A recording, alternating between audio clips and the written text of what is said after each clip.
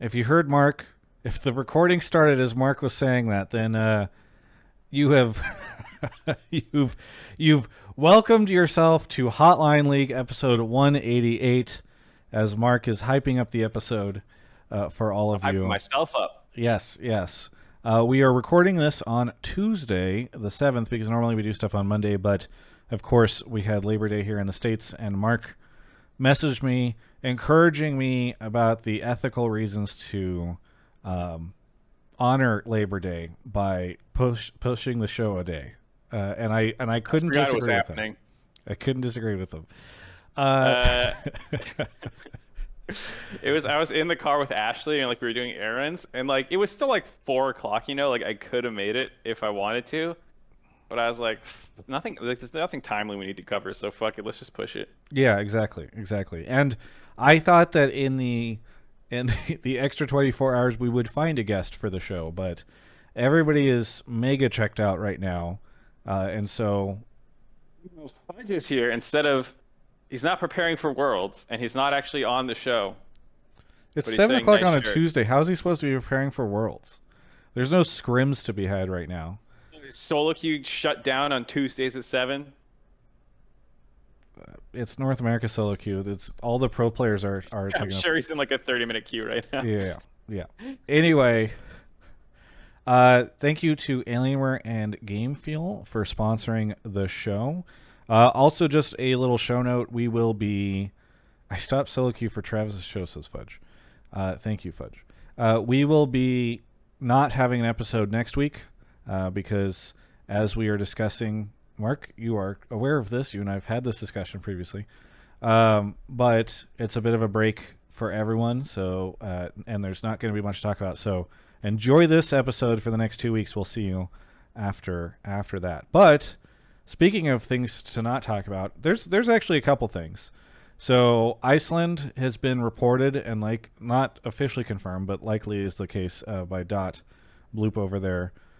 Said it's Iceland, and I think either Horizon or Dot. I didn't catch the original source on it. Was also giving dates. I think it's supposed to start somewhere around October 5th. I think your or the internet's 6th. shitting out because you keep dropping for me for a little bit. I don't have any dropped frames on my side. It's And just nobody in on the chat Discord. I is don't saying think so. it's me because I have the stream up and I'm not getting any stream lag. Maybe the Discord server is struggling. Twitch Maybe. Twitch chat. You guys are. Somebody says I think it's Mark. You're on Wi-Fi, I assume. Of course, but I'm always on Wi-Fi. Well, I'm just checking to make sure that my audio and everything is going through okay. No, I bet it's just Discord shitting a brick because Okay. like both of us are doing other things on the internet fine. Well, if it keeps being a thing, I can try to switch the server. Anyway, there are some stuff. Whatever. So there's the Iceland stuff. There's the dates. I don't know. Maybe there's some people that are gonna be upset about no audience or something. I don't know.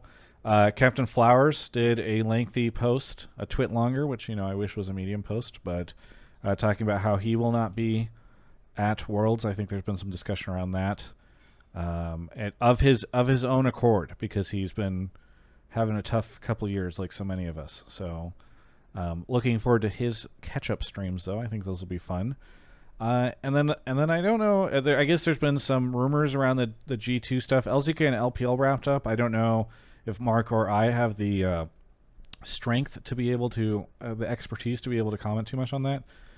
Caps resigns for 1 year. I haven't done my prep yet. I have to prep. I am doing something for Worlds, but I don't want to. I don't want to prep yet. I'm trying Okay. to be a potato ass. We can have this. Tell me if we need to have this discussion later. But are you going to be in LA for Worlds? I don't know what I'm supposed to say yet. So Okay. I'm gonna dodge that question. Okay. Fair enough. Well, we can follow up about it offline at some point in time because we need to figure out how. Yeah. If you're going to Berlin, I will consider going to Berlin. Let's put it that way. Because I've been, I don't know. Shocks was trying Well, to convince me to go. let's there. have a board game night with you, me, and Kobe and Ash, and we'll talk about it. Okay. So, because there's not too much to talk about tonight. Yeah, I'm looking at the front page, dude. It's fucking nothing but G2 rumors and like Vex and random stuff. Saint Vicious is in the chat right now. He says League of Legends Pog. Thank you.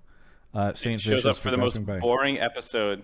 No, You it's know not what? the most boring episode. It's gonna be a You sick know what? episode. Let me make this episode spicy right now. I watched Shang-Chi.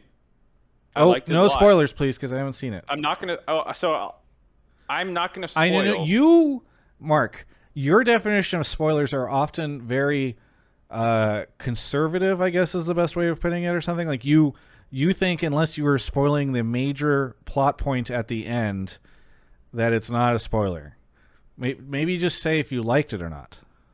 Well, I'm gonna give my thoughts because, like, I have to elaborate a little bit because I'm on the controversial end. I liked it a lot. It was my favorite Marvel movie I've seen in a long time. I really enjoyed it in the moment, and like I had more fun watching it than I had a lot of recent stuff. I liked it more than Loki, more than Winter Soldier and Falcon, some of the other movies. Like, I actually really, really liked it, and I liked the martial arts instead of like just CGI porn. That doesn't do a lot for me, so I liked it. I really liked it, but there's a lot of like things that, in hindsight, as I was talking about with Ashley, and like we're actually like breaking it down, that there's like a lot of not great writing parts that are make me go when I think more about it. But the actors are really good and they carry it. So is like the cinematography and the fighting, and the actual like dialogue is all really good. So it's not like all the writing's bad, but just like there's like some parts of it where you're like, wait, that's actually not great. Well, And all I finished- see is universal praise, and it blows. I'm like, are people just not? I don't know why people don't have anything other than universal praise for it. I finished Mass Effect Legendary Edition. I just want to give a shout out to BioWare because I know they did this a long time ago, but I'm not going to give you any spoilers. But people, including myself, were very, very disappointed with the ending whenever Mass Effect 3 came out. And Legendary Edition obviously includes all the DLC that they added to that game afterwards to help flesh out the ending and some of the extra stuff that they did or whatever. And it was much, much, much more satisfying this time around. So I thought they did a decent job. Still, obviously not a huge fan of some of the decisions they made, but at the very least, they made those For like decisions feel 10 better. years. You can talk about it if you want. No, because I think there's a lot of people who didn't play it the first round because maybe they were, I don't know, too young to play it, or I don't know. There's people in their early 20s who were like 12 when hand. the game came out. If your guys are still waiting to play Mass Effect 3. No. Chill. There's Well, some why people that are chill? still This is playing through fun. it. There's the achievement when I beat it, the achievement was only 20% unlocked on Steam for people who had beaten the whole thing. So Yeah, but that was the remake version, which are mostly. I wonder what portion of people who bought that game are fans returning versus new players. I think there's a decent amount of new players from what I've seen online, because a lot of people thought like, oh, maybe we can get into it. I don't know, but that's been the thing that I did this week. Yeah. I kind of covered mine. The Bachelor episode that just aired that I watched, Bachelor in Paradise. Man, those people are fucking awful people. They are such shitty people. Brendan and Piper. It's unbelievable how awful they are. It's a show about going on, and finding love on a beach, and there's like you could fall in love with anyone and giving a bunch of people a crack. They were dating before the show, and like the guy got there first, so he had to like fake start a relationship with someone to stay around long enough for his actual girlfriend to show up. And like most people at least have the common sense, like while they're mic'd up, to not admit to this kind of shit. And they are just like, yeah, well, I had to play the game, and just like fessing up to all of it. Unbelievable. Isn't all this stuff Complete- fairly scripted anyway? No, not really. I don't know. I mean, what they do is like, as I understand it, the producers just like know what's going on in their lives, and then they just throw people in at the most inopportune times to create drama. I don't know. I've always struggled with reality TV in terms of how much to buy into it. The reality of the reality TV. You buy in. It's like you buy into fictional shows. Do you not? Even if True. you're playing fucking Mass Effect, dude. It's not I real. yes, Did I anyone guess tell I'm you? just saying a lot of the appeal of reality TV shows is the reality aspect of it. But if I don't necessarily buy the reality aspect of a lot of these shows, then like they somewhat lose the appeal. Did you buy that Commander Shepard wasn't a real human being? Did you play all the Mass Effect games? I played 1 and 2. I didn't play 3 after I heard it sucked ass. Oh, Or the well, ending did. maybe I'll get you Legendary Edition for your birthday. I'm not gonna play it. You know? Oh, you know what else I'm doing? Ashley's making me play Resident Evil 4 for the first time. Wow. She just likes to make Um, you play scary stuff because she likes scary stuff.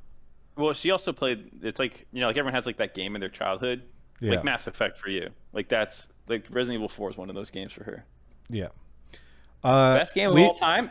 I'm enjoying that game despite how fucking awful the controls are, which says a lot about how good that game is. While we shoot the shit, Mark, I should say, because people are probably coming up with questions or topics or whatever things to say, it's open mic night or open line night. Open mic is a little different. I think that's more music oriented, but open lines on the show means like we're opening up the lines to whoever to talk about whatever. So there's not a specific thing. You can have a world's take. You can have an LCS take or something like that. I mean, presumably they will be League of Legends esports related, but these episodes where there's not much going on and Mark and I don't have a guest, it is oftentimes fun because sometimes people come up with like wild things, where they're like, League should go be played on the moon or something. I have no idea, but best of luck to Mark just sorting through everyone's weird and hot takes over the course of however long the chat populates those, which looks like he's probably looking at now for the first time.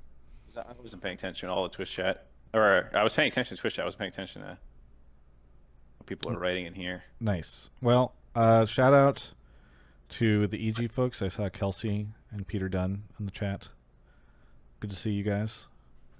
Hope you're doing well. Peter Dunn, if you are still in the chat, are you staying in LA or are you going? Where are you going these days in the off season? I don't even know what your life is like. That's the interesting thing is I never know if people are. Oh my god, this Amber Alert. Yeah, I got an Amber Alert. Silver Alert. Both of our phones popping off at the same time. Anyway, it's always interesting to me during these times because I don't know who sticks around and who goes back to another country or a different continent. Peter Dunn says, in LA Helping Academy. Nice. Okay, very good. Well, hopefully there'll be some people around. Mark, did you pull any takes yet? You're still bruised. No, I haven't. Going through them. Okay. Well, I'm just not in love with any of these. I will fill. Why don't you pull a take, dude, instead of filling? How about I fill? You pull some takes. Let's swap it around. It's open mic night, as you said. Okay. I saw Twitch chat debating open mic. I think there's a lot of different uses of it. Like some people talk about stand-up comedy. I think open mic, in a sense, means that anyone can hop on the mic, and it's less about the topics. Like I don't think you go to a comedy club open mic night and start just singing for fun. Whereas there's some places where it's an open mic, and that's exactly what you're supposed to do. So this isn't really an open mic. I guess it's no more open mic in that sense than it usually is. It's more the topics that are broadening out. You know, shout people off the mic. Yeah, we should do an episode where Travis has someone program a thing, and as soon as someone's approval rating drops below 10%, they get yeeted out of here. I just feel like Twitch chat would like make everyone's approval ratings go low all the time. Built-in buffer of like 2 minutes. So that way at least there would be a little bit. You got a G2 take, dude? What if I told you I didn't care about G2? Well, it's not just a G2 take. Well, you can't. Mark, you can't ask me to pull the takes, and then when I pull them, you're like, "Oh, you pulled this person." I was talking to Twitch chat. I don't even hear you right now. Someone in Twitch chat said, "I got you all a G2 take." I was talking to that guy, not you. If you have a G2 take, dude, I'd love it. I love your G2 takes. Okay, hang on. I've got two. Maybe we'll do the double caller situation, because I've got two that are kind of playing off each other. Okay. Wow, guys, come on, give us more takes, everyone. More takes. Subtopics? Yeah, I haven't looked at subtopics. Keep the takes going. I did look at subtopics, but just start pulling at random. That's what I do. I actually just close my eyes and pull. Yeah. If you want how does that even work from a computer perspective? You just like kind of press tab. I don't know. It starts cycling. Oh, I've got somebody. Hang on. I hope you're not looking, because in some sense I want you to be surprised by these, because No, I've I'm not got looking one at that I anything. think I'm you're just gonna pressing tab. get pissed off about. Oh, that's a good one too. 2 callers enter, 1 leave. We did do a debate once with Mahmood and JNT. I don't know Yes. who the Well, I think was. we're gonna start that off with the first and third caller that are in the waiting room. If you want to go check Sure, we them can out. talk about book stuff. Yeah, I mean, if you put a book take in there, and I like it, maybe we'll pull you on. No. Are you excited about Wheel of Time show? I'm super excited. That trailer left a little bit for me to be desired. Have you seen the trailer, No. Travis? I am not. I'm not excited about it. But let's Why get into not? the callers. Wait, why not? Well, let's I'm get into not callers. excited about it. Okay, somebody pointed this out to me. It's 7:22. We're not in a rush. Somebody pointed this out to me. The audio book of Wheel of Time, if you get all the audiobooks, 19 days of audio is Wheel of Time. Lord of the Rings is like 2.5 days.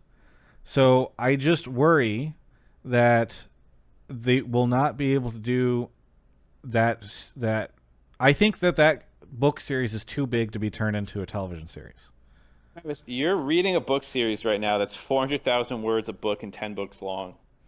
And you're I'm saying, not like, even. Yeah, I'm not sure if you know nothing about this series, and you're like, I don't know if they can adapt. I'm not sure if Stormlight Archive would be a good television series. Like, you think that they could do each of these books in a single season? Yeah, in theory, sure. I don't know. You There's asked so me. much- You insisted to get my take, Mark, and now I've given it to you, and you're upset No, about I'm glad. No, I love that you gave me your take. I just think your take is shit. it. Okay, well, And that's the beauty of this show, is that we give our takes and we debate them. Dude, it's a 14-book series. Of course they're gonna trim stuff down. But it's the first season. How are I've you not heard good excited things Witch? about Wheel of Time anyway. So I didn't plan to ever read it. I mean, you haven't read Wheel of Time. I watched the trailer. Did you watch the trailer? No. So, okay. You have an Mark, opinion you about- insisted I talk about this thing that I didn't think was worth I know, talking about. I'm glad. Mark, I'm glad you pull did. the I'm just- callers. Hold on. It's 7:24. What's the rush? It's Okay, Mark is off getting the next caller, or the first caller. We'll get Gaiden TV. Thank you for the 33 months. I don't know if he's realized I put him on a different channel yet. The Real Diver for the 7 months, and Botman for the 12. Appreciate everybody who has subbed. Thank you to where are we? Gaming for the Weekend, Lieutenant Shiny Sides, Bruise 5G, Flare CSTV, Yeshua, The High Ground, VG is G. Thank you everyone for the subs. That's very nice. Yeah, I'm pretty sure Mark was still, for the audio listeners, Mark was still. no, it's funny, Travis. What? Your plan backfired so hard. I thought you pulled someone in the on-air into our channel. I didn't realize you moved me because I wasn't looking at Discord. So Okay. my rant just continued into the waiting room that I just unleashed on all the people in the waiting room who were totally fucking confused. But then they started talking with me about the Wheel of Time, and I just started having a better conversation with them. One of them told me it sucked because his English teacher couldn't get through it, and I was like, Can hey, you pull the first and the third people in the waiting room? yeah, sure. I don't know why you sent me in there in the middle of a rant. I'm not looking at Discord or what's happening. Hello. So we are joined by Big Angry Hobo. We've got two people. Big Angry Hobo, why don't you introduce yourself? Where are you calling from? Hey, I'm Big Angry Hobo. I'm calling from Akron, Ohio. And you've been on the show before previously, right? Yes, I have. And Tom Solomid returning to the show. Remind everyone where you're calling from. I'm calling from Buffalo, New York right now. Okay, so I believe Big Angry Hobo, I pulled you first, right? Into the waiting room? Yeah. Yes. Okay. I think so, for my first take I put then, I'm assuming? it was a G2 take. Yeah, okay. Okay, so why don't you go for it, and then we'll see why Tom Solomid is here. So I personally think that with everything going on with TSM and G2 both failing to make Worlds this year, I think there's going to be a lot of changes. I know this is an off-season take, but I personally think that Reckless is not going to stay on G2. Even though I personally think Reckless performed pretty well, like fairly well on G2, I just think with Caps being on the team and everything, I think that they're going to look to get rid of Reckless. And I think Carlos is going to do the same thing he did with perks and not want him to go to another European team, and will probably end up sending Reckless to NA if he can. And I think TSM will replace Lost with Reckless. That's my personal opinion. I personally think that'd be good for G2. I know a lot of people think it might not be the best, but I think that Reckless would fit in a new environment, especially with he's been having struggles over the last couple of years. He even took that break when ADCs were not doing very well. So I think the new environment would be well, and I think TSM would be a decent spot to put him in, especially since they sometimes play around bot. What other roster change does TSM make in order to bring Reckless in? That's a good question. Would that be a third import then, right? Yeah, Correct? Lost I believe is that Lost Power is in of his. Evil. Sorry, go I ahead. believe that Thompson. Power of Evil is getting his green card. Yeah, I thought this Power of winter. Evil was about to be resident next season. Is Huni a resident? Huni's a resident. Okay. Yes. Huni is a resident. Okay, so then I think they have a free import slot. They don't have to make a change. I could be Gotcha. wrong. Okay. So Big Angry Hobo, do you think a couple follow-up questions? One, do you think Reckless will want to do this? I think Reckless will want to go somewhere that he can be successful on, and I think that if Reggie can if Reggie can have a good enough team around him, I think he would be down to it. I think Reckless would love to play with Sword Art. I personally think that I would hope that he thinks it's going to be a great lane to play in. And I think Power Evil did well enough to be considered a good enough mid lane. And Huni's Huni. When he's on, he's really on. And Spica's the best jungler we have. So I think he'd be I don't see a reason why he would think it's a bad team to be on. Gotcha. Okay. Tom Solomid, why don't you tell us the take that you put into the chat? So my take was that TSM should not import Reckless and look towards importing a mid laner like Chovy or Knight. Okay. What do you want to follow up? Why do you think not Reckless? It's not necessarily against importing Reckless himself. Like I think that if Reckless were to go to NA, he'd instantly be the best AD carry. But I just don't think that AD carry is the position that TSM should be looking to import. I think that if you look at both non-Korean teams which won Worlds in the past or since season 3, both of them had import solo laners that were like considered possibly the best of the tournament. And I don't think that importing Reckless is going to win that many more games for TSM. Because obviously going from Lost to Reckless is going to win you a lot more games, but I just think that going from like Power of Evil to Chovy is going to win you a lot more games than that. Okay. Mark and I will share our opinions after you guys have a brief discussion about this, because we got to make this episode spicy. So, Big Angry Hobo, why do you think that Tom Solomid is wrong, or what do you think of his take?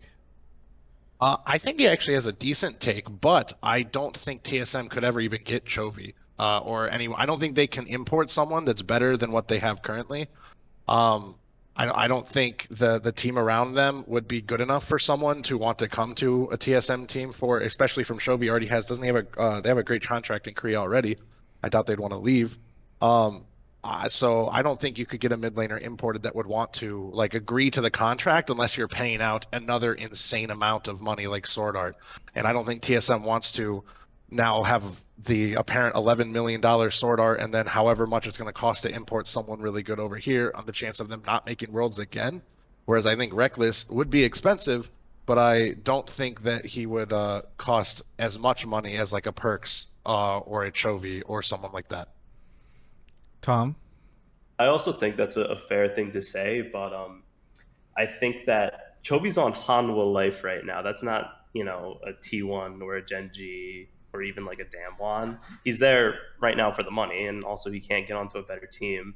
And you say that Reggie doesn't want to spend the money on a player like Chovy or Knight, but this is Reggie we're talking about. Didn't he go on like the Hotline League chat and say like, our support costs more than like, half the league's budget or whatever? He's the type of guy to just like buy a player like Chovy and then just brag about it, not even caring about results. I definitely think Reggie cares about results. But yes, I remember the episode where he came on and said how he has the most expensive roster and accidentally leaked he had PoE and everything. That was pretty funny. But I guess what I'm saying is I think it would cost I think even for Reggie, it would be too much of an investment for the amount of money they'd have to pay to import someone in mid that's better than what they currently have. Whereas I think it's a lot easier than to get a better AD carry. I think Power of Evil did fine in the league, and I think Lost was probably the weakest link of the team.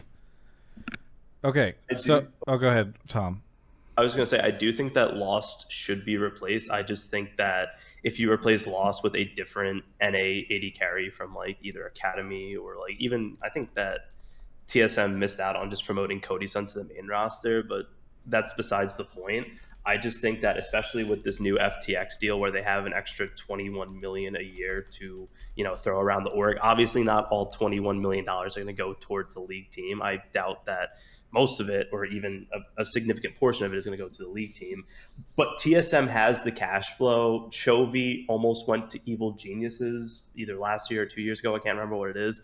I would be very surprised if TSM gave Chovy like an insane offer, like $5 million a year. I would doubt that he would turn it down. Okay, so that was Tom talking just now. The pro reckless individual in the call is Big Angry Hobo. I've got a poll that's going up right now, so that people can vote on which of them they agree with, or if they agree with neither of them. Meanwhile, Mark and I will give our takes on this. Mark, you wanna throw in there? Seeing a little score sheet as they were talking. You had a sheet. I was making notes and I was giving pluses and minuses on points.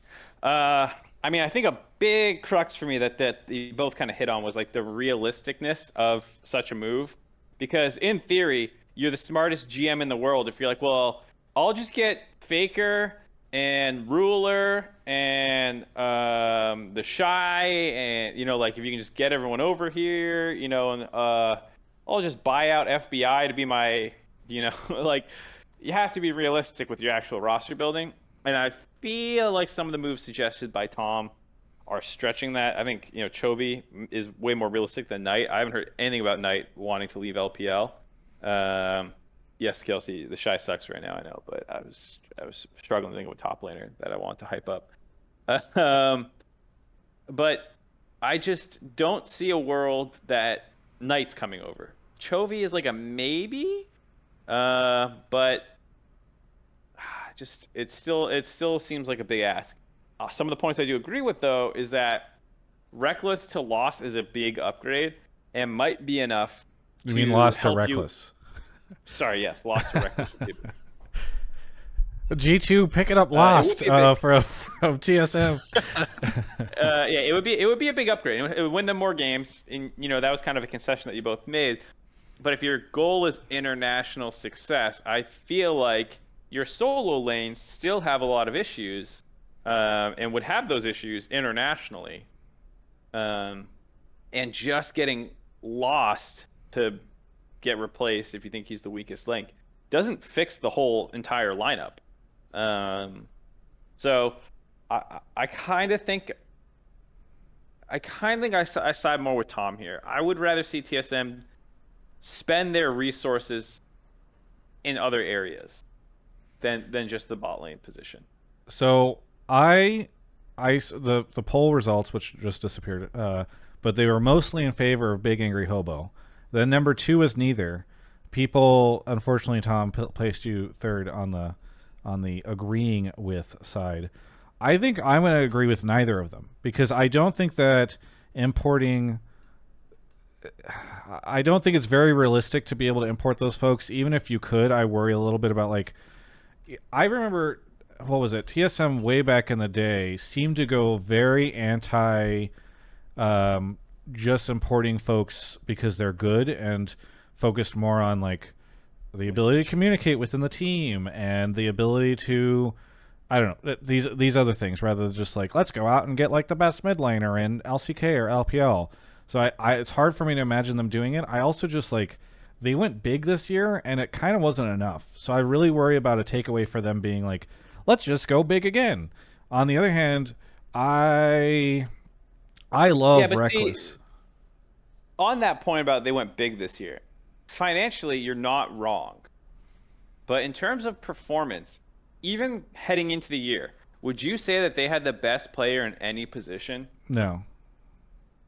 Which is kind of like where I agree with Tom a little bit here. And and maybe even Big Gang or Hobos. Like, yeah, in terms of actual money spent, it was big, but it wasn't like they got the hands down best mid laner, the hands down best top laner, anything, right? Like they got a bunch of really good players, and they almost made Worlds.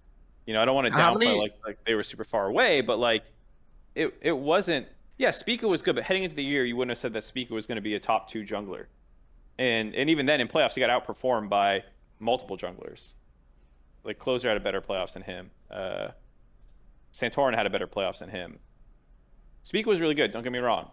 But he's the only one on the roster that you can even put in that conversation currently. How many times has TSM been to Worlds since 2018? It's Once. just the one, the 0-6. Just the one, right?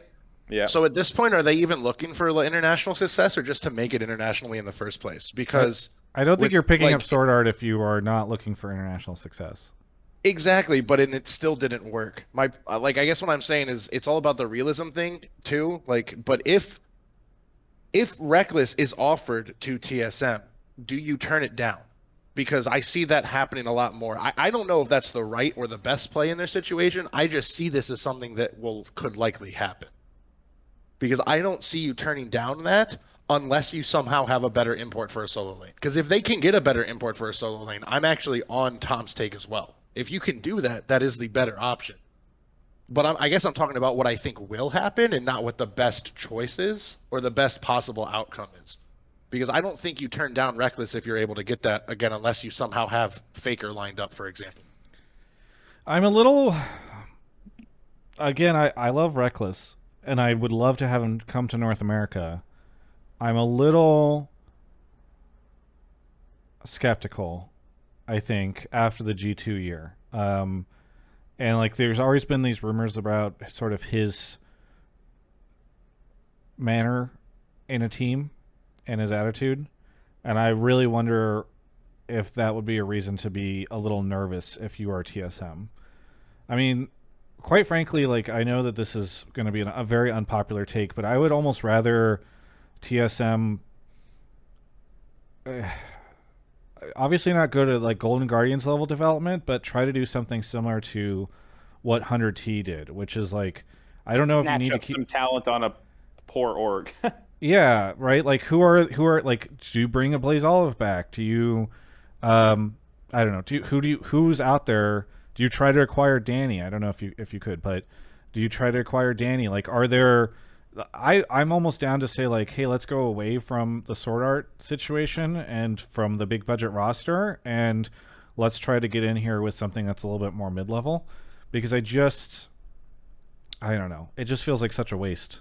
What they're doing right now, and to Mark's point, maybe the answer is like, just go even bigger, like in terms of spend. Like, it wasn't enough, juice it up even more. But That's the Team Liquid approach. When you're kind of cutting out, Mark. What was that?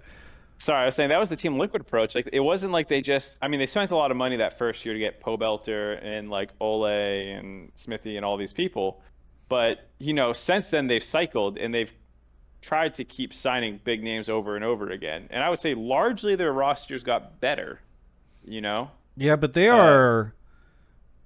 I don't know the exact numbers, but I think they're within the same range that they've spent for the last 3 years this year. Like, everybody, like Cloud9 and TSM both surpassed them in terms of spend. And so it's not... And they're going to Worlds as number 2. Obviously, they got smashed by 100 Thieves, but like, when you look at the 3 biggest spenders in the league right now, Team Liquid beat all the other 2, so it doesn't feel like, to me, it's a lot of the spending that's. Well, I just mean that, like, you're talking about scaling down. I'm saying just keep the status quo of spending, trying to find upgrades. Like Alfari for Impact, contract wise, as I understand it, was not like an upgrade or like super a bigger more spend. expensive. Yeah. But like, I think a lot of people say that was an upgrade, even if they didn't. They won with Impact, they didn't with him. You can debate it for what it's worth. I'm not saying it's 100% right. So you're saying, like, if they're paying Lost $200,000, go find somebody else who's better than him for $250,000. 700, yeah, or like that. Or you want to do or, 700? Oh boy. Well, if that's what you're paying, I mean, right now in the current state of the league, as I understand it, 200 is a cheap contract. Yeah, but I assume Lost, like I think the average is like 350 or 400. I'd be surprised if Lost is sitting at 300 or 400. So. Do we know what I Reckless just made? I'm sorry. I don't know what Reckless is making. Sorry, what were you gonna say, Tom Solomon? I just wanted.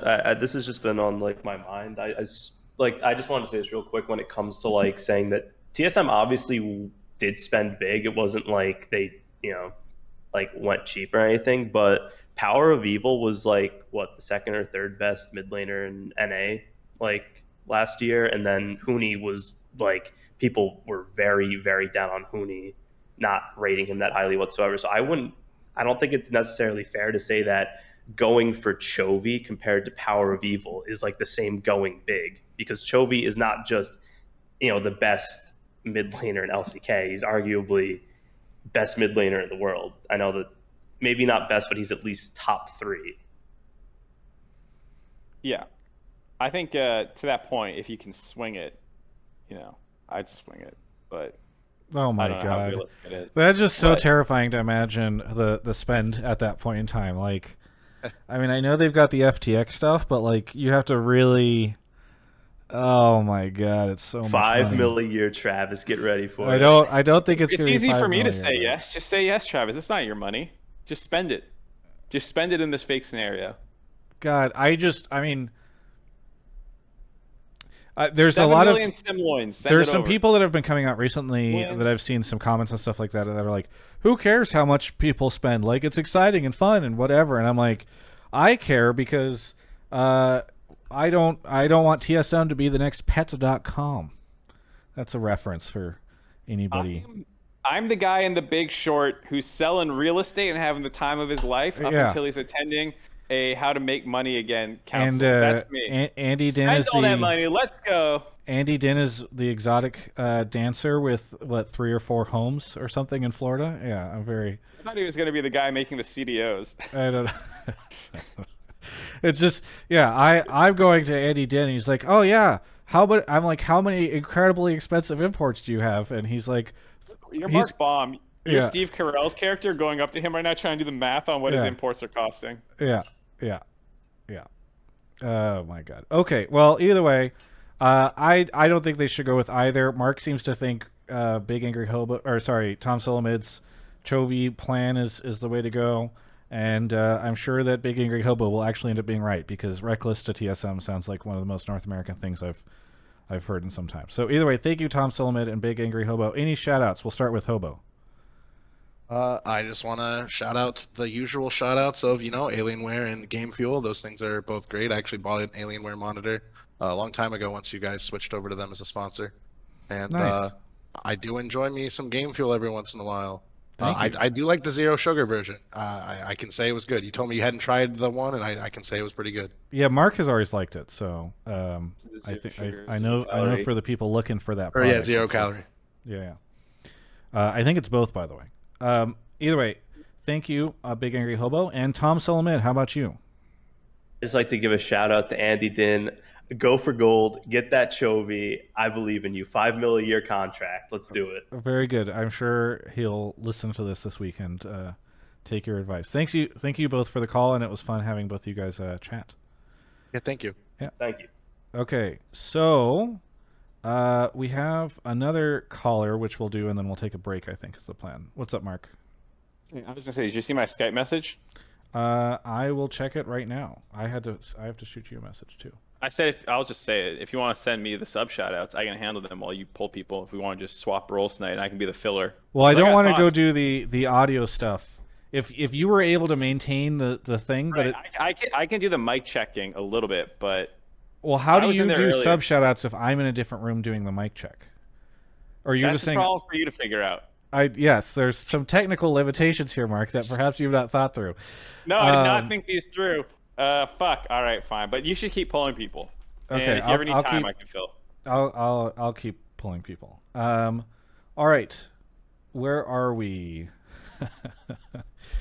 T-Bone, thank you for the sub. Blue Frost Shamanism, Big Angry Hobo for gifting the community sub. Team Corgi Mid, Ian Moonfish, Krillas. I know I read some of these before. The Noblet, Retro Paint, Lesbomancy, Gaiden TV, The Real Divert, Botman, Smoke Dog, Rico Suave, and Cool Open is here. Cool Open, where are you calling from? Hold on. Before we go, this is just a random thing about The Big Short. Fucking love that movie. One of my favorite movies. Watched it a million So times. good. But the actual, I don't know where the breakdown was in the production, but it's really incongruous. Like they will take shots from wherever they want in the scene and slap them together, and the continuity is just all over the place. Oh, And you're I saying don't the know. editing's not great. Well, so I don't know if it's the editor's fault, because if you shoot a dialogue sequence that doesn't really work and you have to reorder it in post, that's not really the editor's fault. But if you watch the Margot Robbie scene, she'll like snatch something in 2 shots in a row. If you watch the scene where Ryan Gosling's character is breaking down the sequence for the first time, the Jenga pieces are like already all over the board after he just built it, and then he has to smash it again, and then like it's just all over the place in a lot of different scenes, and it just like doesn't fucking matter because it's a great movie. But it's just a little note for people. Somewhere there's some really weird production stuff in that movie. And then when Vice wasn't as good, I don't know. There's like maybe a little bit of writing on the wall if you watch The Big Short closer. Hey, quick question or favor to ask people, by the way, if you're typing in the subtopics chat. I don't know, Mark, you've never mentioned this to me, but I'm seeing it. People are now just arguing with each other about each other's takes. Like I need takes, people. I don't need to read you guys going back and forth about whether or not Chovy's a good idea or Always whatever. have That's to what Twitch tell chat's for. people in the subtopics text like channel or the other one. I often have to say, hey, stop arguing in here. I don't give a fuck. Take it to general if you guys want to have debate. This is for takes. So sometimes you just got to drop that one in the topics channel and get them to behave. Yeah. Well, either way. So our next caller is here. Cool Open. Sorry that Mark had to have a discussion about film. Well, I was trying to introduce you. Do you want to let everybody know where you're calling from? Yeah, sure. I'm calling from Madison, Wisconsin. Madison, Wisconsin. What do you want to talk about on the show? So I want to talk about stats in League of Legends. Yes. I'll just read my take verbatim, and then we can talk about it more loosely. Yeah, after, go for it. The community's obsession around stats has become unhealthy. We should stop using them as a primary metric to judge players. Unlike traditional sports, League of Legends is not only relatively new, but also convoluted due to a sheer number of variables that impact individual statistics. Some examples would be like fasting Senna, counterpick, weak side, strong side, team compositions, and more. Cool. Okay, so would you throw out stats when you say they shouldn't be primary? Where do you think they should be used? I think they should be used, I guess as like a secondary metric. And I think over time, we can maybe develop better stats in League in order to like rate players against one another. But I think currently there are just way too many things that affect stats. So like when I see, this is no personal dig at Mark, but I know Mark likes to use stats a lot. That's why I pulled you. So when I see like Mark use stats for like a top laner, it's like, oh, such and such top laner is better than the other one because he has, plus 10 CSD at 15 or something. But then you actually look at their games and one of them's playing, I don't know, Shen versus Ornn or something. Like matchups that are considered to be really, really bad for one side aren't considered when we're looking at grand statistics to debate players against one another who's better. All right. Mark, stats suck. What's your take? I don't. It's one of these things where there's some truth to the point, and so you're just kind of finding a gray area here. Like a lot of people use stats. I use stats all the time. And I think there's sometimes this misconception that someone using stats isn't also like watching the game. And so like when I rattle off stats, a lot of the times it's a faster way of getting factual information. I put factual in air quotes because there's some interpretation of stats that always goes on, but like getting that in front of people quickly while also saying other things. So, there might be a full screen that props up and it might say Alfari #1 CSD, Alfari #1 forward %, Alfari blah blah blah blah blah, right? And then when you hear what I'm saying, I might be like, he's #1 in a ton of categories. He's really good on ranged champions who are going to push an advantage, take turret plates, build a lead, yada yada. And I'm saying all the things that he does well. And I feel like that sometimes goes in one ear, out the other, because what people are doing is they're reading the stats and they're getting hit with two informations at once, and they're taking the visual one first or only. And I feel like they also sometimes might think that the words coming out of my mouth are fluff, and it's not based on the fact that I've watched every LCS game at least once for the last, actually since LCS existed. I've never missed an LCS game. So, there is this going on that I think because the stats are more digestible, to the caller's point, the community and other people latch onto it as well. I rarely feel like I disagree with people's stats usage all the time too, for what it's worth. Like, as someone who loves stats, I argue stats with people. Like, I don't think there's one right way to take them. So to the caller's point, have there been times where people have used stats poorly on the broadcast, myself included? Absolutely, I'm sure. Does that mean I think that there's some fundamental problem with stats and their usage in the league scene? I wouldn't agree with that.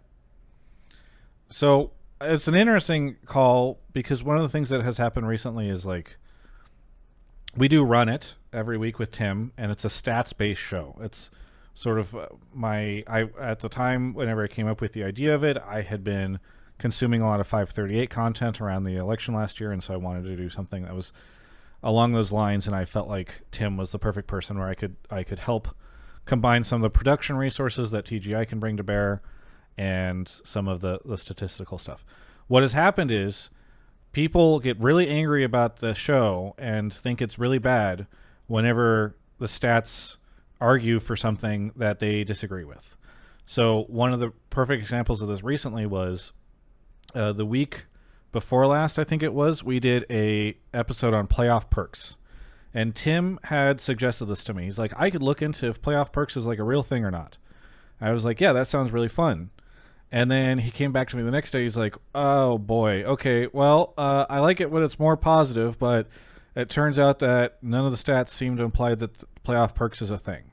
And I'm like, well, we got to do it. It's not like we're going to stop doing it just because, that's what the stats imply. And so in that episode, he goes through and he's like, well, here's all the examples of how this stuff, why it doesn't work this way, or why the stats don't imply that. But maybe the stats don't imply that because he's facing tougher opponents. But even then, it's not even like he's staying. If you expect him to rise to the challenge, at the very least, you would expect the stats to be the same, whereas actually his stats go down a decent amount whenever you get to playoffs. And so then he's like, well, maybe if he's just turning it on and it's like the clutch factor and he's making these great plays, you can look at the amount of times that he's gotten MVP in a series in playoffs or player of the game. And it turns out that hasn't happened very often. And so the conclusion for the Run It episode is like, well, it must just be these intangibles, like his ability to lead the team or whatever, like Tim trying his best to just avoid what was inevitable, which was people being like, how fucking dare you suggest playoff perks is not a thing? You think your stats are such a great way, you idiot, blah, blah, blah, blah, blah. So people are very upset about it. And it's like, it's frustrating to me because I think, like, stats can be a great gut check, right? These narratives have form oftentimes, and they just take over. A great example is the Jizuke stuff this year, where he had like a shit last year and maybe like a rough start. And then the narrative is, haha, coin flip Jizuke. And then, dude, I feel like the community was not giving him credit. What'd you say? I said that didn't start here. It didn't. Well, regardless, like, it was all over the place. And it wasn't, I feel like, until, like, his story, I feel like, did not change in the eyes of most of the community until he literally got all pro and mid in the summer. So I think why I wish I'm worried about a world where we just sort of throw stats out, because I think they can be a great gut check against the narratives that spawn around players. And, like, I don't think that Run It episode is ever going to kill the playoff perks thing, but, like, personally, I'm much more skeptical on it. I think it might just be a thing where people tend to buy into it because it's really fun and exciting, and G2's obviously done a lot of great things in playoffs, and maybe it's not because Perks is clutching out all these plays or just dominating in lane or, like, getting all these kills or anything. Yeah.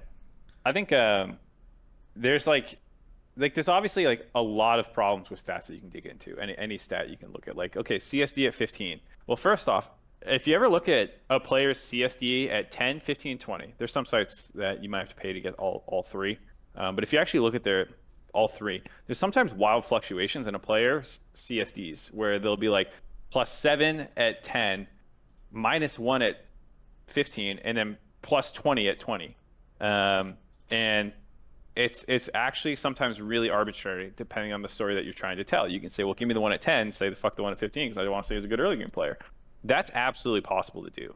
And there's also these things where like, okay, well, he wins lanes. Well, you might want to tell a more nuanced story, and this player is really boom or bust. So, like Jizuke had the highest CSD in the league on average, and I haven't looked into this, but if you did dig into it deeper, you might say, well, let's bucket those.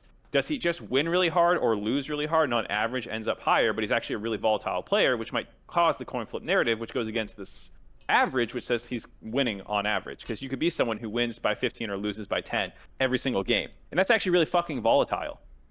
And you're not winning every laning phase, even though you average +5 or something. So numbers are tricky, and you actually have to try and use them well. And a lot of people, through no fault of their own, when working with these numbers and actually trying to do well, make mistakes, like anything else. And I think sometimes people fault the numbers when almost every time it's human error, or the stat was badly chosen or badly comprised in the first place. And it's not really a problem with the number. And I can understand why that causes aversion to stats. But that's the problem is almost never the stat. It's always the person.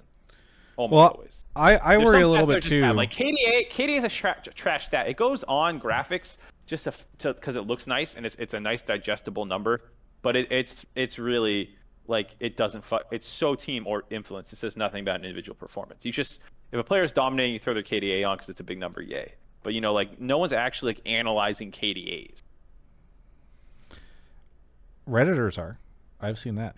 I think part of the other concern I have is just like, I wonder where this newer version to stats has come from, because I feel like it's been more and more a thing where people have been pushing back on like stats, and I have a suspicion that there are some fans that listen to somebody on a co-stream say something, and then like stats come out, and they don't want to. They believe very much in the voice that they heard this from on some show or some co-stream or something like that, and so then they're like, well, fuck your stats, those don't count. This person said this player is the best or the worst or whatever, and like they're such an expert, and so screw your stats, I don't believe you. And like I'm a little worried about this direction where we're going now, where it's like the value of a player is so frequently decided, throw out any stats around them, throw whatever around them, and it's just what is somebody screaming during a team fight say about what the player is doing. Yeah, I think trust your eyes always. I mean, I will recorrect or reorient my opinion on things based off what I see or what the stats say sometimes. Like the stats will tell you where to look sometimes for other information. Like a Blaze Olive, I don't think would have started getting hype if he didn't have good stats. And he had good stats because he was playing well. And then you look closer at him and you go, holy shit, this guy's actually playing really well and deserves a lot of credit. But like, I think a lot of people would have been very blind to how well a Blaze Olive was playing if they didn't if you just never looked at stats and you just watch them lose game after game and he's struggling to make an impact in a lot of situations because his team was losing a large portion, or at least at the start, like with Solo, they was like hot or cold, they weren't winning a ton. But like it helps you like be alert to something like, oh shit, this is a trend that's happening, let me look into it more. But I would say like that's an example of someone who people always talk about the negatives, like, oh, this person got trashed because of their stats, or they got overhyped because of their stats, and they're always talking about the negative way. But like sometimes, like what I think turned people onto a Blaze Olive first was the fact that when you looked, it was like, wait, he's like leading the league or top 3 in almost every like category. Like, how is this possible? And then you actually watch his games closer to try and verify what you're seeing on these charts. Why would Closer watch his games?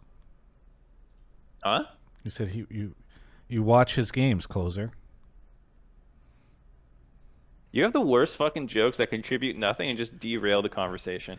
Cool Open, thank you for the call.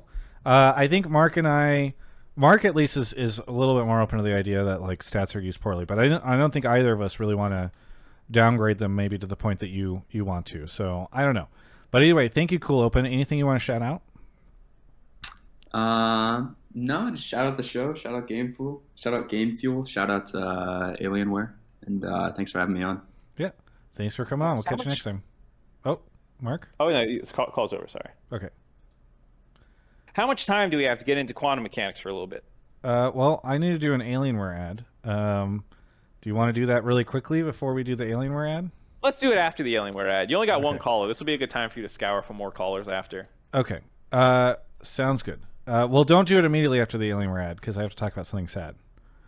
Do you want to do it after the next caller, or do you want to do it now?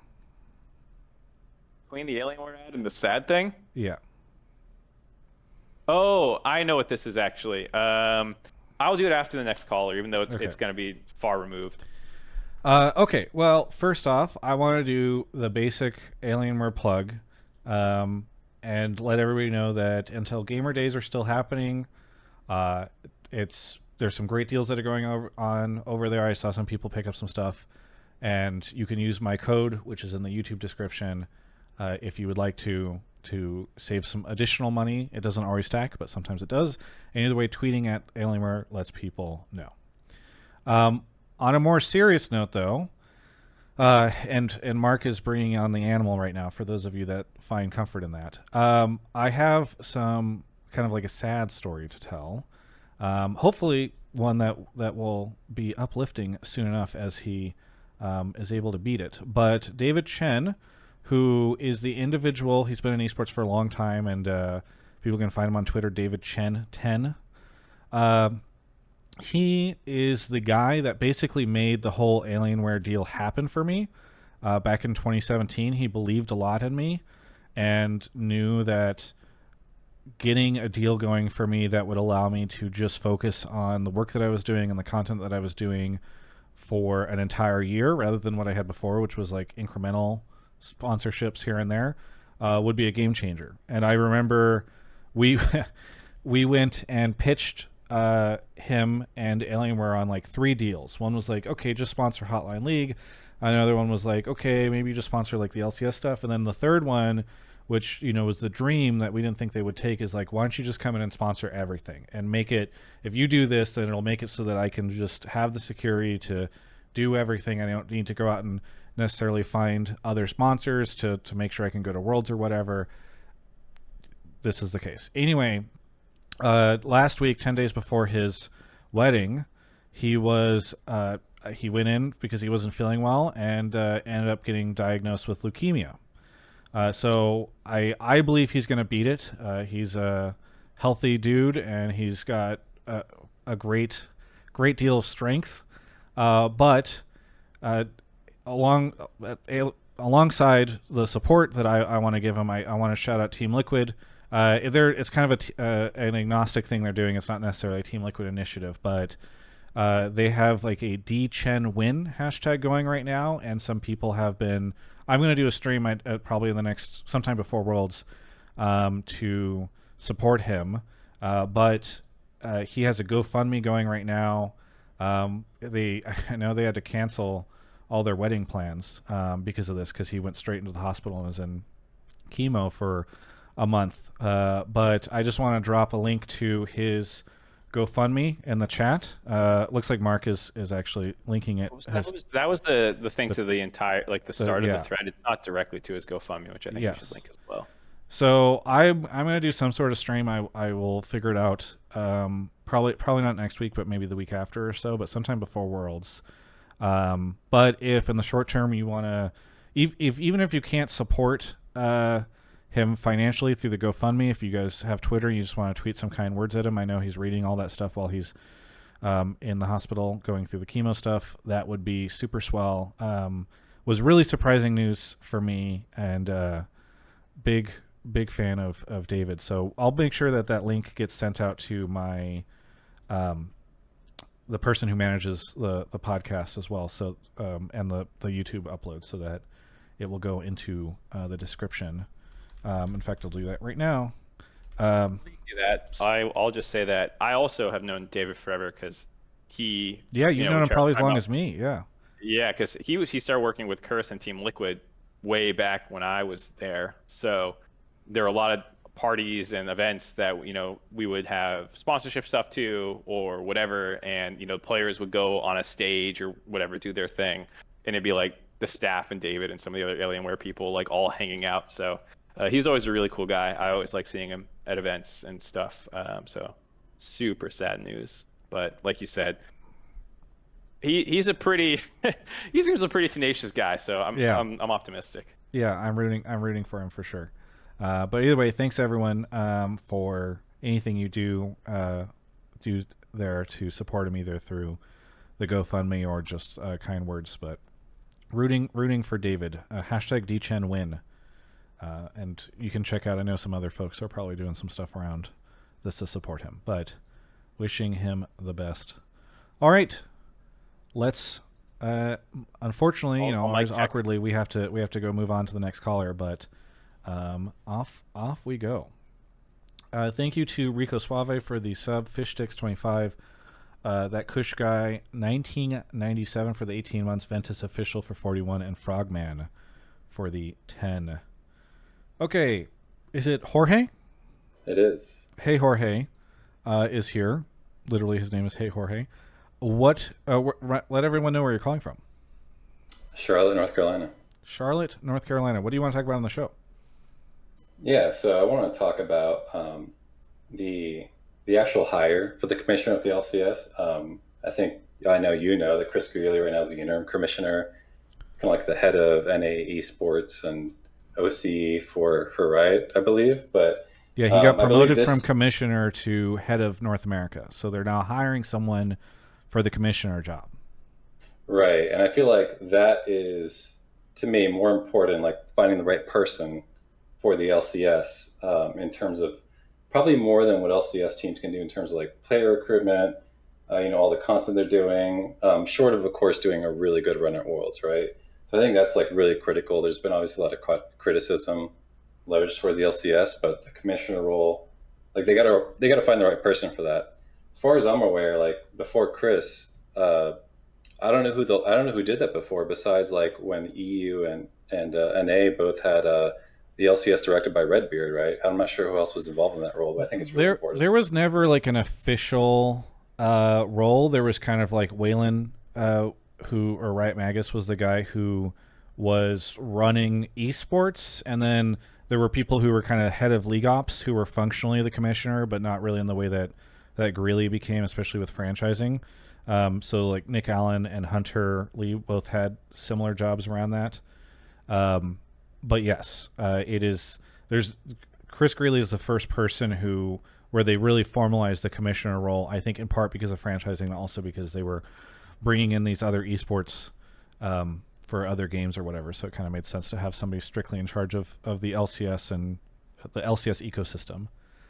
But yeah, you're saying you think that it's going to be that it's incredibly important who gets that, even more than like the teams and whatever anybody else can do. That's the person who's making so much of the decisions. Yeah, especially specifically for like the future of the LCS. Yes, absolutely, in the broadcast. So Mark, you were making some faces. I'm petting my cat. If I was making faces, I promise you they were unintentional.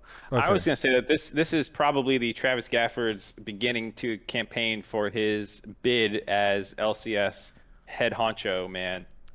I would hate that job. Are you fucking kidding me, Mark? This job sucks because I have to deal with the owners sometimes. I would have to deal with the owners all the time in that job. Like, I do not think that is a good job that anyone should take unless they feel bad about themselves. Can you imagine what those owners meetings are like? All 10 of those different personalities in there, all screaming about different things. We've seen how some of them handle things earlier this year. And that's what things are like when it's public through like a PR thing. It's tough to imagine what dealing with the pressure from those guys would be like in a normal situation. Also, I would hate to be the person that makes rulings. Like, imagine you have to go find TSM, or like you have to decide, I don't know, something unpopular in a team thing against them. Like, I already feel like people get upset with me about decisions I make. I'm not interested in that level of it. Mark, could you be commissioner of the LCS? Would I be? I could do anything. I'm a goddamn genius. Should I be? Do I want to be? What? No, how much money would they have to offer you, Mark, in order for you to take the commissioner role? I'm not.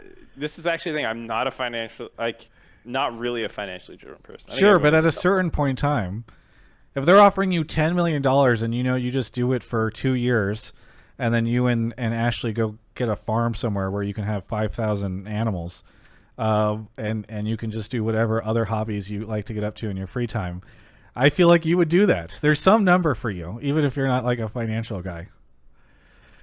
There's no realistic number, you know. There's no realistic number. I don't think there's a realistic number. Yeah, I agree. But I don't know. What do you think, Mark? I know this is maybe more of a me call, but It's definitely a you call. I don't have super strong feelings on it. The one thing I'll say, which is more towards me and obviously people I work with, while I don't know if you're right about the claim that this is one of the most important people in the future, the LCS or whatever exactly you said, I would also say that like a lot of people through all levels of the product of the LCS have a lot of important things to do. Like as someone who works behind the scenes, like what seem like small decisions can like have big impacts even for people who are like in the grand scheme of things on the ladder of people working on the LCS, like talent's actually not that high up in terms of decisions that we make. Like our decisions largely pertain to the words coming out of our mouth and the assets that back them up. We don't really have much else input on how it's run, what things look like on a broader perspective. Like, yeah, we can find someone and give our thoughts to, but I don't think our words carry a ton of weight.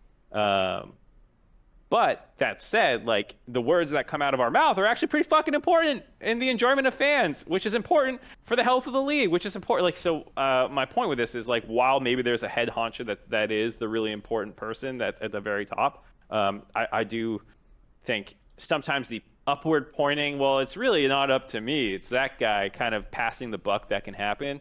I don't really like that stuff. And I always feel like there's something that like everyone is probably failing at some level and they can do better, myself included.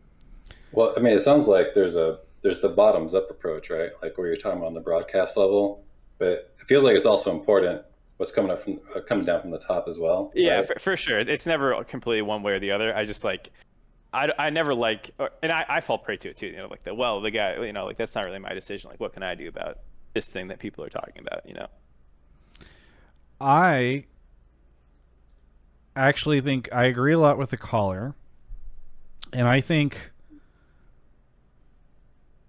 one of the issues that the LCS has faced, and that I think would benefit from hiring the right person into this, would be having a singular vision that can really drive stuff. So I know this is very inside baseball for people, but back when Whalen was in charge of the LCS, I really disagreed with a lot of the decisions he made. And one of the things about Whalen was there was a lot less decision making made by like big groups of people, right? There was one of the criticisms I had heard of Whalen from different people was like, well, it's Whalen's way or the highway. But this was the guy that really built like the beginning of the LCS. And one of the nice things about that strategy, as frustrating as it could be, was that he had a very singular vision that he was able to drive everyone to. And I think oftentimes the LCS over the past couple of years has had a bit of an identity crisis, right? There's been different things. The broadcast has shifted a ton. And in some ways I think it's good because they have tried to iterate and improve in areas where I think they were weak. Format has shifted a ton. There's just been a lot of like movement. And I don't want to say that shouldn't be the case because there's a lot of things that haven't been working, and I think they're trying to fix them, even though I don't think a lot of it has been fixed yet. But if you have the right person who can come in and just drive everyone and be like, this is what the hell the LCS is, and hopefully they don't pick traditional sports broadcast, but if they do have a singular idea of what the product is supposed to be, and they can get people to all drive towards that, and they can really inspire people, I think that could be really, really great. Do I think that the chances are that they're going to find that perfect candidate who's like inspiring and motivational and knows exactly what the LCS should be and can capture new audiences? I mean, my expectations are fairly low, But I do agree with the take that like finding the right person for this can be something that can really help get the LCS to a better place than it's been in a while. So I don't know. I'm very curious who they pick. I'm a little nervous that it'll end up being some sort of like I can't. If you ask me, I have no idea who should take this job or who would be perfect for it. Like there's a ton of, Overwatch League hired a bunch of traditional sports people in the past. I think that's awful. Please no more MLB executives. I don't need any of those in the LCS. But I also don't know who in esports is like badass enough to really pick up this banner as well. So I don't know. I have no idea, but I'm very curious. This position's been open for most of the year, though, right? Like, does that maybe mean that they're actually looking for the right person? They're not rushing to anything? Yeah, I think so. And I mean, in a sense, there hasn't been a tremendous rush, right? Because you still have Greeley there. It's not like there's a giant leadership vacuum up at the top. But yes, I do hope that they are taking their time and really looking for folks. But I have no idea. I don't know. I'm very curious who ends up taking that. Peter Dunn in Twitch chat just said he'd do it. Who? Peter Dunn. Peter Dunn. I like Peter Dunn. I think that the challenge for the LCS is that, or for this role is like, from what I understand, publishing, broadcasts, league ops, all that stuff built into it. And so while I would vote for Peter Dunn to be head of league ops, I don't know enough about Peter Dunn's content chops, for instance, to really know how to drive the broadcast, for instance. I wouldn't vote for Peter. He didn't even make Worlds. Steve, listen, guys. People are suggesting Steve and Rick Fox. This is probably a job that I bet pays somewhere around like, I don't know, $300K, I would guess. Steve's not going to like give up his equity and his position in Team Liquid to go get screamed at by 10 other owners. Yeah, there's some great suggestions in the chat, by the way. Jesus Christ. Never let Twitch chat make the hiring decision on this, I think is what I would suggest. Okay, hey Jorge, thank you so much for the call. Anything you want to say before we move on to our next caller? Thanks for doing the show, and shout out to Alienware. Yeah, thank you so much for the call. We'll catch you next time. All right, Mark is off to grab our next caller. Please, we're still taking takes. No, I'm not. I'm here to talk to you about quantum mechanics. Oh, okay. Yeah, here we go. This somewhat pertains to the stats and thing.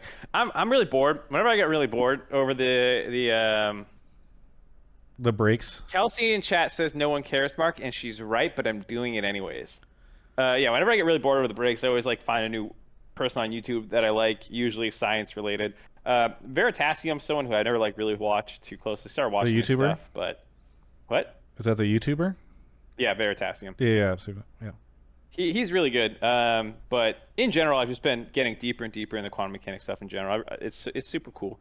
One of the things that people talk about, with like the stats thing, is I feel like people often view probability and stats and randomness as this like abstract layer that we apply onto reality. Like your understanding of something that happens and how you talk about it with stats and mathematics is not really what it is, and people treat it like a abstract layer on top, like I was saying. Like the stock market's not a real thing, it's numbers and shit. Well, here's what's cool.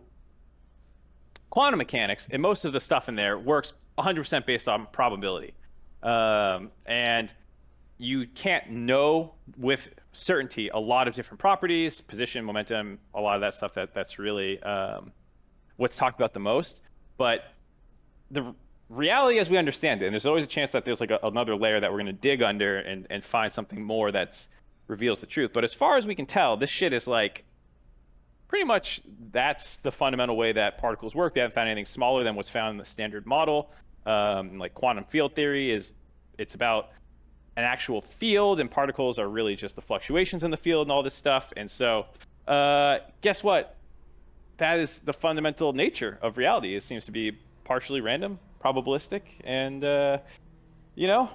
it's not something that you just apply on top of reality. Here's what's really cool. There's these things called virtual particles. I want to remind everybody we have timestamps in the description if anybody would like to move on. Skip ahead. Take. Yeah. So these virtual particles, basically what's happening is there's even in empty space, there's a little bit of energy, and this energy is fluctuating all the time, and it's popping in these new pairs of particles into an existence, and they annihilate again really quickly. But these things are really important, and you can't just ignore them. And so when you're doing calculations of how interactions happen between elementary particles, you actually need to account for all these different virtual particles that can pop into an existence. So there's this thing called a Feynman diagram.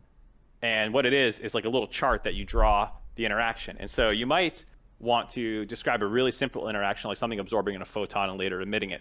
But even when you do that, you have to account for all the infinite possibilities that can occur with the Feynman diagrams, because something could emit a particle and then reabsorb it itself and then do the split that I was talking about. And you have to literally take all of these and calculate them to get the most accurate answer. And so these fluctuations that are happening are probabilistic. There's no way to know what's going to happen, but they all in some sense need to be crunched and computed, and you had to do a path integral which integrates them all. And you don't obviously do all of them because that's impossible, but you do the most likely ones to occur, and the more complex they are, the less likely they are to occur. And that led to a lot of the most well-tested observations in all of science history. Is calculating the magnetic dipole moment of something called the G factor. It's really fucking cool. I don't know if I'm selling it that well, but this shit's nuts. Get rid of the import rule. Okay, so off to the next caller. Thank you to Ventus Official, Frogman 2004, and Liberi. Liberi for the 2 years. Holy moly. Thank you, Liberi. It's very nice of you. And Botman, I hope I got your 1 year earlier. I don't know if you're still here. Very nice of them. Ron Blade is coming in just a second as Mark pulls them in. Hopefully we get that figured out. Still anyway, so recently there's been some research done that might not be Ron doing Blade things quite correctly your, with the G Ron factor, Blade, where are you because calling they from? They did it with an electron, but they're trying to do it with a muon. Ron Blade, where are you calling from? Sydney, Australia. Sorry, I was getting some background noise. Oh, you're very quiet for some reason. I'll turn you up. What was that? I'm calling from Sydney, Australia. Sydney, Australia. Mark, is he really quiet for you too? Yeah, I don't know. What's that? Yeah, he's quieter for me too. Ron Blade, can you get closer to your microphone? Yeah, sorry. I am using just my laptop mic today, not a specific mic, so I apologize. You may need to yell because I've got you at 200%, and it's still very difficult to hear you. Okay, I can talk as loudly as possible. How's Okay, that? that's right there. Let's go. Okay, so my take is... Wait, go back to as loud as you were before. It's not there yet. My take is about the broadcast stuff. So I guess I wanted to reflect on the year for LCS and the improvements that they've made, and I guess where areas I think they can still grow. So, God, you're so quiet. I almost feel like we have to send you back to the waiting room for a second. Hang on. Can you boost it somehow on your own system, whether in Discord or System Sound? 2 seconds, just fill time. All right. Well, number one, I think the first thing that the broadcast would improve on is give me more time to just talk about science. What is up with you tonight? What has happened? What do you mean? There's fucking nothing going on in League. Like, I don't care that I'm just going on. Yeah, but the call, like, people show up here to hear about League of Legends content, not to hear you talk about quantum mechanics for 5 minutes.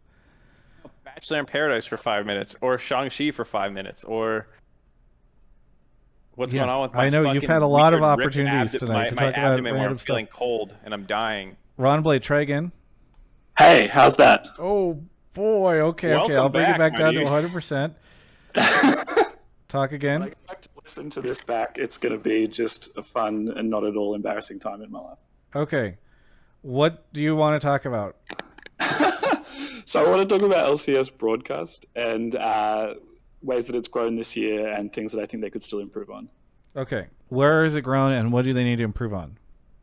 So I think that they did take a lot of feedback, and in summer, particularly with all the new content pieces that came in, I think they really upped the standard of just set pieces in the broadcast, stuff like replay files, mastermind, all this stuff is really high quality content. And that's great thing that can kind of live in and outside of the broadcast, which is really awesome. I think that bringing this year the range of people that were brought onto the broadcast was also great, like lots of new talent that was really interesting and exciting, and not just the same standard kind of sports broadcast style people that had been on in the past. But I think that the area that the broadcast can really still grow in is around building player narratives and finding interesting ways to build player narratives without needing players to be involved. Because I think whenever you hear, like in that interview with Chris Greeley you did the other week, he's like, oh, well, players are never available, so it's really hard to get them involved in content. But when I think about the LEC, they have all those same problems, but I think that they approach them in a different way, which is they do content with the casters that gives you what you would want from the players without necessarily needing them. And so what I mean by that is stuff like the rap battles. Everyone wants players to trash talk, right? Like everyone just misses Doublelift like popping off after games and stuff. But players now with social media, with everything, the stress, they don't want to trash talk. So what does LEC do? They like literally do the trash talk for them. They do these rap battles where they, do all the trash talking as if they were the players, as if they were the teams talking to each other. And similarly, things like the Reckless with My Heart song, that's another way to kind of bring those narratives forward through content. But Reckless is not going to, rock up to do an interview or to do content about him leaving G2. So you find your own way around that. And so I think that that's maybe something that LCS could think about, would be about using the talent that they do have access to, broadcast talent, to drive some of those player narratives forward in different ways.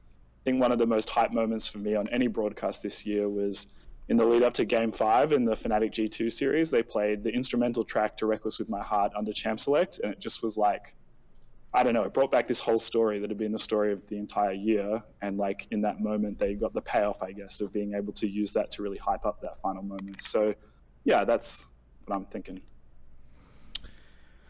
It's interesting. I think that LEC does... You mentioned LEC has a lot of the same challenges, but it doesn't often feel like it, because it definitely feels like they are doing more with the players than the LCS is. Like there's a player on Euphoria, I think, almost every week. There is... they do...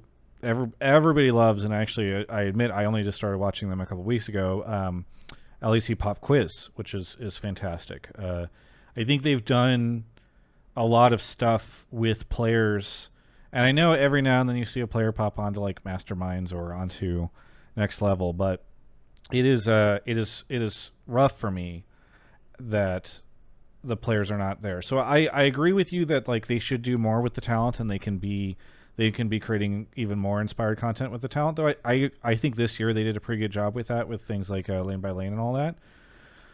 But they have to do more with the players. That's the biggest thing. Like they can try to do the trash talk stuff with the casters. They can do fun things like the Reckless with My Heart stuff. But like right now, people don't care about the LCS players, and that is the big thing. They have to do that next year. Otherwise, we're going to see viewership go even lower, because people just don't care about a lot of the players in the league right now, and it's because they haven't really been given many opportunities to care about them. So I don't know, Mark. I know this is always a challenging thing for you because you don't want to throw people under the bus, but where do you, maybe you can speak to the things that you did think the broadcast did well this year, and the things that you're excited that the broadcast can do even better next year. So it's two positives. So on the point about the player stuff, I agree with you. I think I've told you this, and I don't think it's bad to say, but the amount of player-driven content has not been great the last couple of years, and there are some legitimate mitigating factors, such as COVID and being remote. Like, you can't grab someone and put them in the studio after a loss and be like, how do you feel? You know, like it's a lot harder to do that kind of stuff that they would used to do all the time. Like SOTs is what they were called, sound on tape, basically just an interview that you would get after a day of games or something. And those just died because you couldn't do them in the same way. It's like, they're legitimate problems, but when your thing came out about how the biggest disconnects, or like why fans aren't watching anymore, your survey, and all the top ones were about players effectively and narrative. Like, there's not enough narratives, the players aren't interesting, yada, yada, yada. There was a lot of that stuff. That, in combination with Emily joining the broadcast, who was much more player-oriented, really opened my eyes to how bad of a job was being done, myself included, as someone who just, like, no offense to players, but I often find them boring. And, like, my personal preference, though, should not be informing what is ultimately critical to the product, which is finding the interesting stuff and getting it in front of people. But like Lightning Round is a great example of content that gets the player's personality in front of people. And I actually really like watching that, and it solves the problem for me, which is Before like you explain what it is, let me do this poll and ask people if they know what Lightning Round is. Sorry, continue though. Yeah, so like, like if you just put a player in front of a camera and ask them to talk, I agree with a lot of people that sometimes say like, oh, well, they're boring. But like, it's your job to make them not boring. It's our job, my job, to make them not boring. And there are things you can do, which is like put them in more interesting situations, which is what Lightning Round is.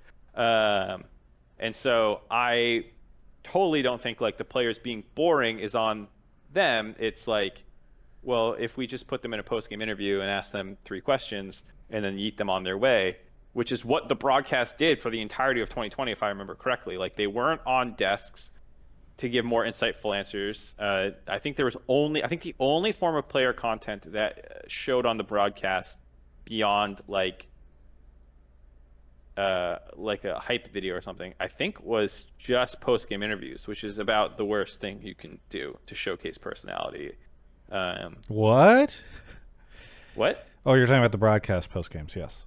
Yeah, well, I'm just saying that like right after a game where they like just played and they I don't know, it's not great. I think that they have a very good value, and I'm not saying that those are problematic and they shouldn't exist on their own, but like if that's the only form of content you're getting of players in front of people, I'm not surprised people think, oh, that the players are boring. And I think that was something that we didn't do a great job of as a broadcast, myself included, like I said, for not pitching more player-driven content, because it's not stuff I personally liked, but like it was a blind spot for me operationally to be like, well, we still need it, so like where can we find it and get it in?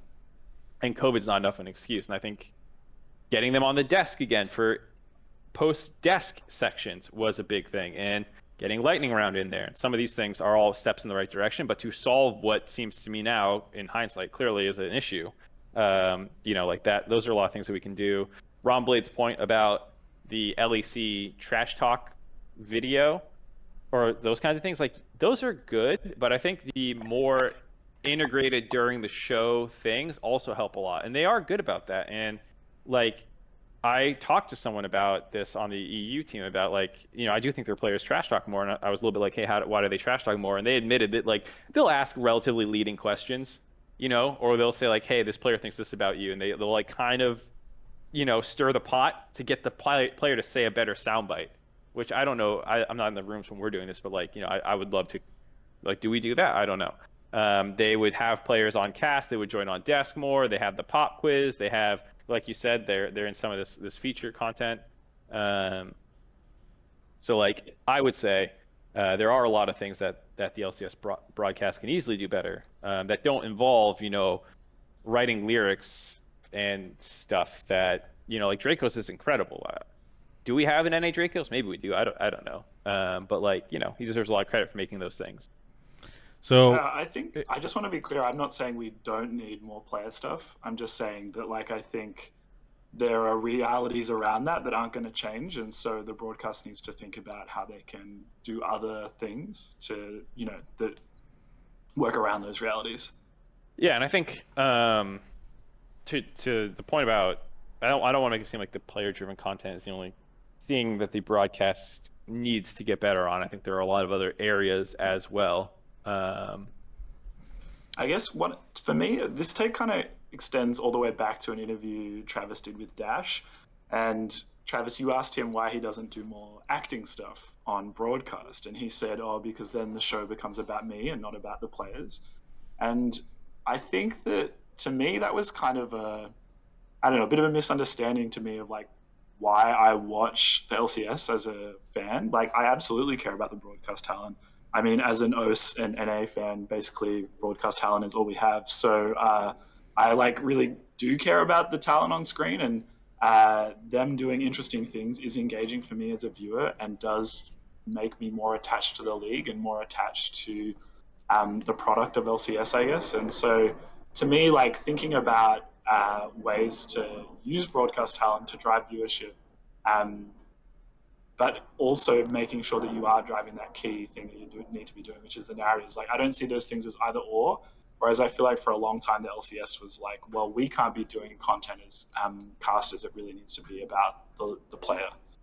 Yeah, what you just said kind of ignited something in me, because I've heard that as criticism of the LEC broadcast before as well, even within the community, but also within the industry. People say like, the talent over there thinks that the show's all about them, or they make it all about them. And it takes the spotlight off the players. One, I don't think there's much evidence of that, because it feels like the players over there, people like, if people will show up for the broadcast, and for the talent that's on the broadcast, then you're also getting them to watch whatever whatever content you're putting in front of them about the players. And so I think it's not one or the other. It's not like, oh no, people care about the casters too much, they'll never like the players now. It's very silly for me. So I think it's a mix, right? You can't always have, to your point, you cannot always have players available for content. Like, sometimes they are literally setting up on stage. You're not going to grab something with them then. Yeah, you can maybe air something that you recorded with them earlier, but like doing more stuff, having more fun with the talent, and like really enabling them to do stuff. I mean, the Dash is an actor, and yet you almost never see him act. That is, I think, such a wasted opportunity for the broadcast. Very talented. Did you see the watch it with your eyes thing? Which one was that? With Dash this year. Was Yeah, that that was the sick. was that the like the intro that they took from And it's the like him LEC walking did the same around. week too, which coincidentally? Who did? Was that the one that the intro that LEC did during the same week that was similar? I just tell you what it is. Okay. It was the thing where Dash was walking at the camera and saying hype lines over and over again, but it was cut in a really funny way. Yeah. I saw it. I don't remember too much about it, but yes.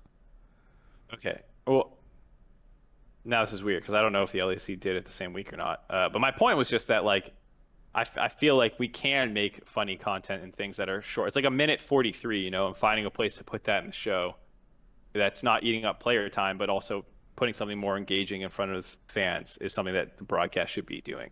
Yeah. I think that was one of the more successful things that people really liked. Yeah.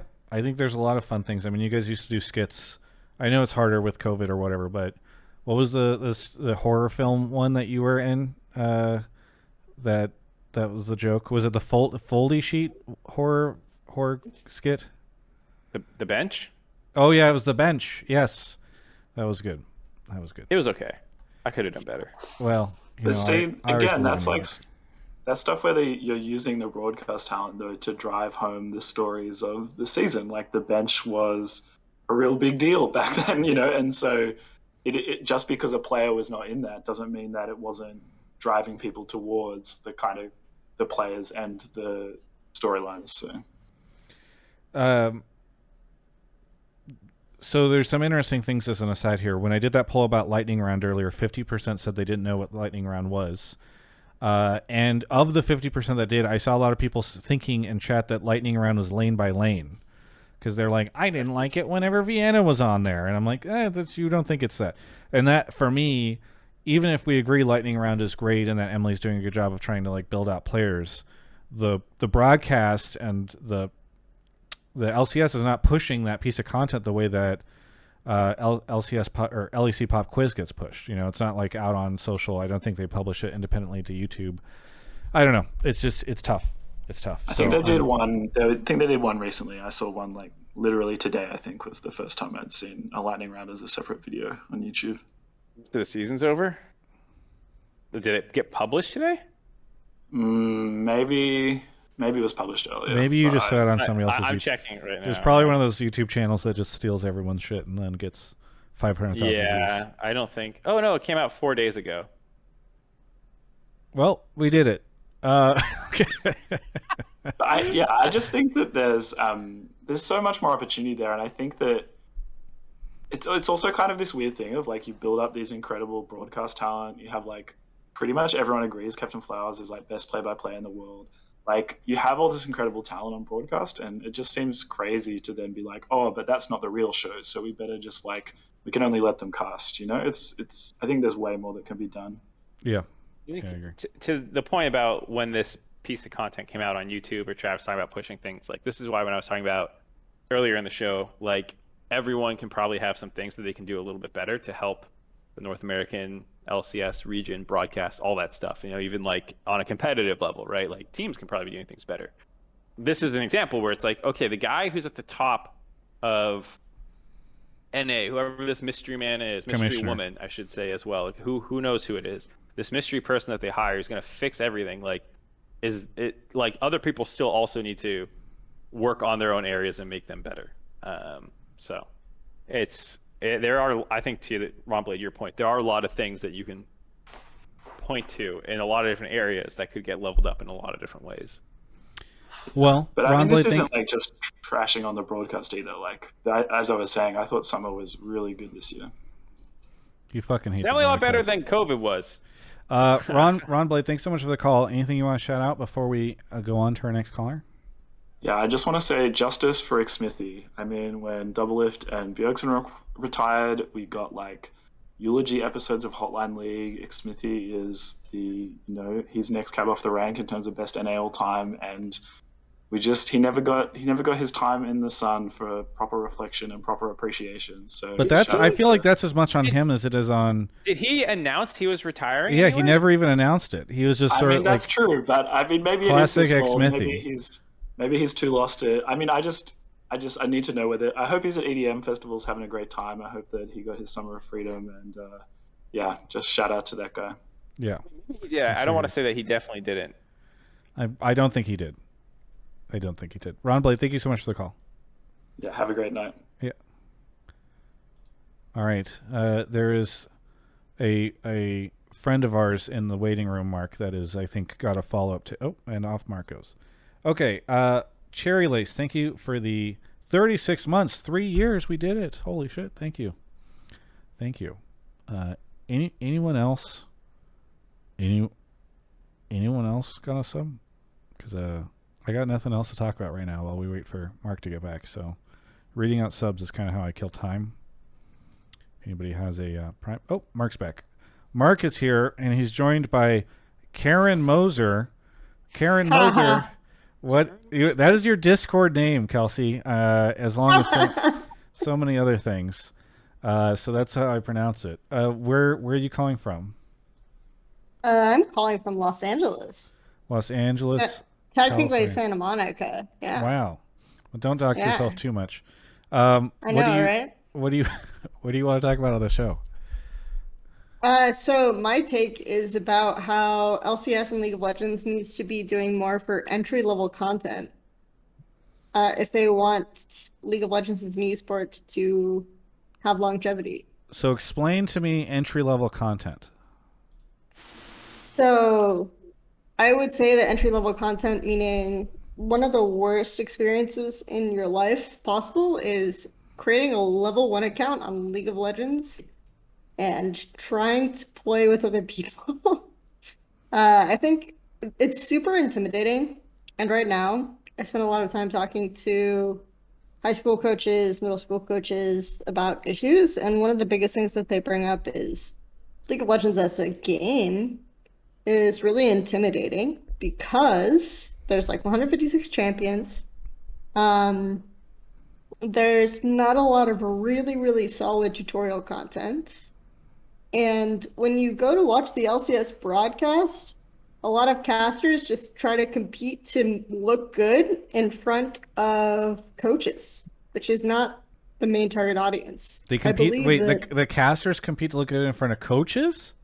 That's how I feel when I watch the color casters sometimes. Like, I feel like the target audience for color casters sometimes is coaches. And part of that is because they're afraid of being like called out for not saying like highbrow enough things or not saying things correctly in front of coaches on Twitter. So they'll say like super specific things, or they'll try to point out things that they find like super high level, etc. Whereas I feel like their actual job is just explaining on a super, super basic dumbed down level, like what the fuck is happening on my screen, right? So that's kind of where I am when I watch broadcasts and listen to casters and think about where it's headed as an esport. So you think the LCS needs to do this rather than Riot? Because I think you said LCS, yes? I said LCS and League of Legends. So Okay. Riot, LCS, etc. I think there needs to be more effort put into helping the intro-level player base. And I think one of the biggest tools, right, to advertise the game is the LCS broadcast, right?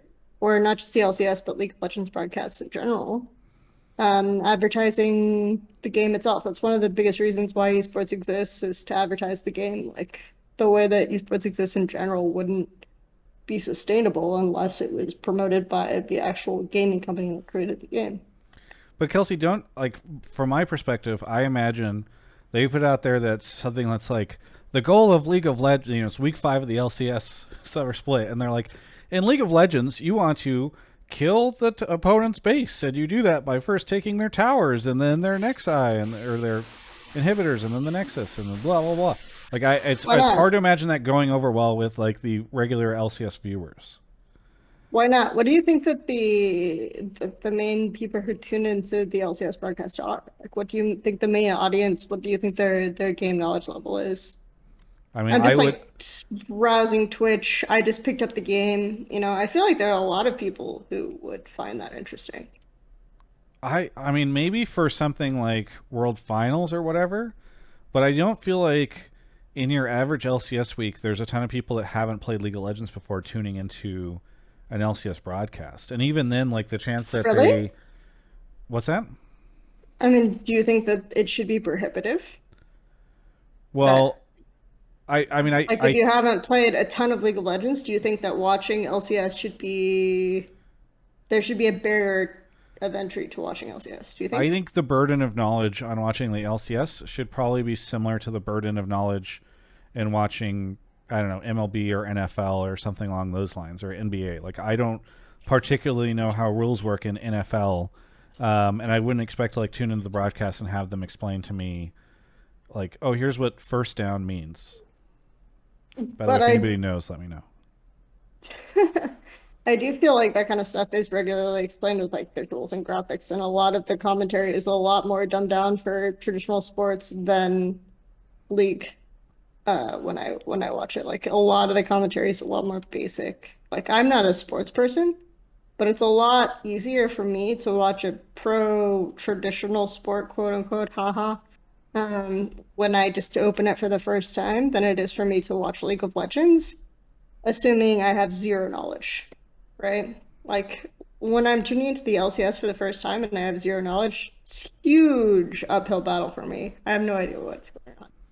I guess I just don't expect the people that are tuning into the LCS to ever be somebody who hasn't, like, I don't think that it is very likely that you're ever going to capture a lot of people on the LCS broadcast that have not played League of Legends previously. I feel like the way to become, like, the best way to get more likely to capture people who have played little League of Legends or a few hours of League of Legends than you are to capture people who are going to be interested in, oh, the reason why this jungle clear is interesting is because the XP differential is like 338, and then if this guy skips this camp, he can gank here, and look at the difference in the value of look at the difference in the visuals of the ward, and etc. It's like more people will care about like entry level content than will care about like trying to be hyper specific, right?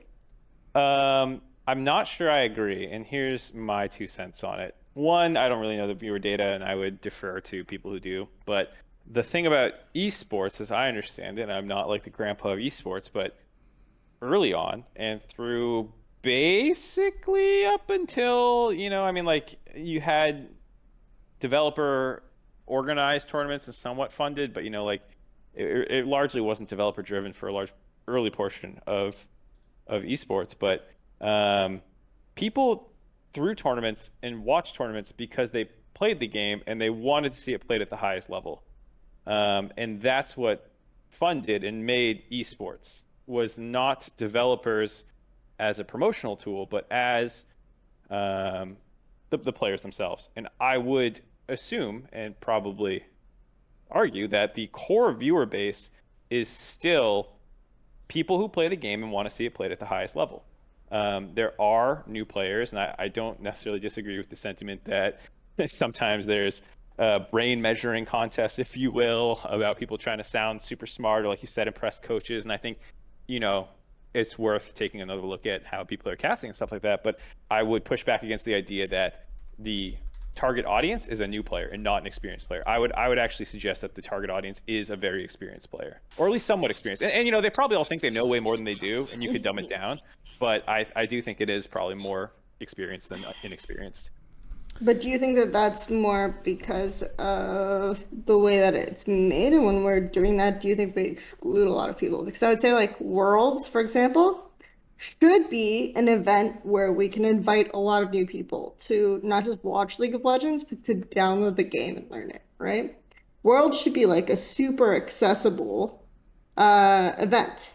And instead, the way that we often market and talk about Worlds is, oh my god, elite high-level play. Look, we get to see more detailed breakdowns of what's happening than ever before. Whereas I feel like Worlds should provide more entry-level options for people who have never played or watched League before, right? Yes, and they have in the past. There have been player beginner streams, and they get, instead of like analysts and stuff, they often get like other players or personalities and people to do those. And from my understanding, they usually perform quite poorly. And you could say that's because they're not the main broadcast, and there's a whole other can of worms in there. But I feel like when I watch the Worlds broadcast, it actually is, compared to a lot of the times in the regular season, less super analytically driven. And I feel like it is a lot more focused on narrative and hype and stuff. Kelsey, do you have an FM radio on in the background or something? I'm hearing it sounds like there's a war laptop, broadcast.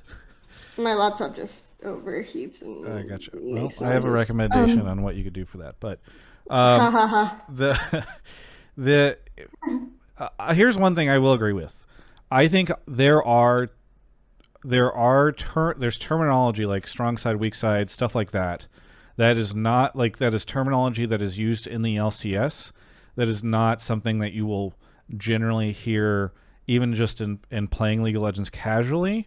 And I do wish there was more time spent explaining those concepts, because I think there's a lot of times where, like, especially if you've tuned out from League for a while, you want to come back, and then there's all this like burn of knowledge in terms of some of the concepts that people use. I would love it if, like, from time to time, the LCS was just like, and by the way, for those of you, you know, we haven't explained this in a while, but just so you know, like, strong side's this, weak side's this.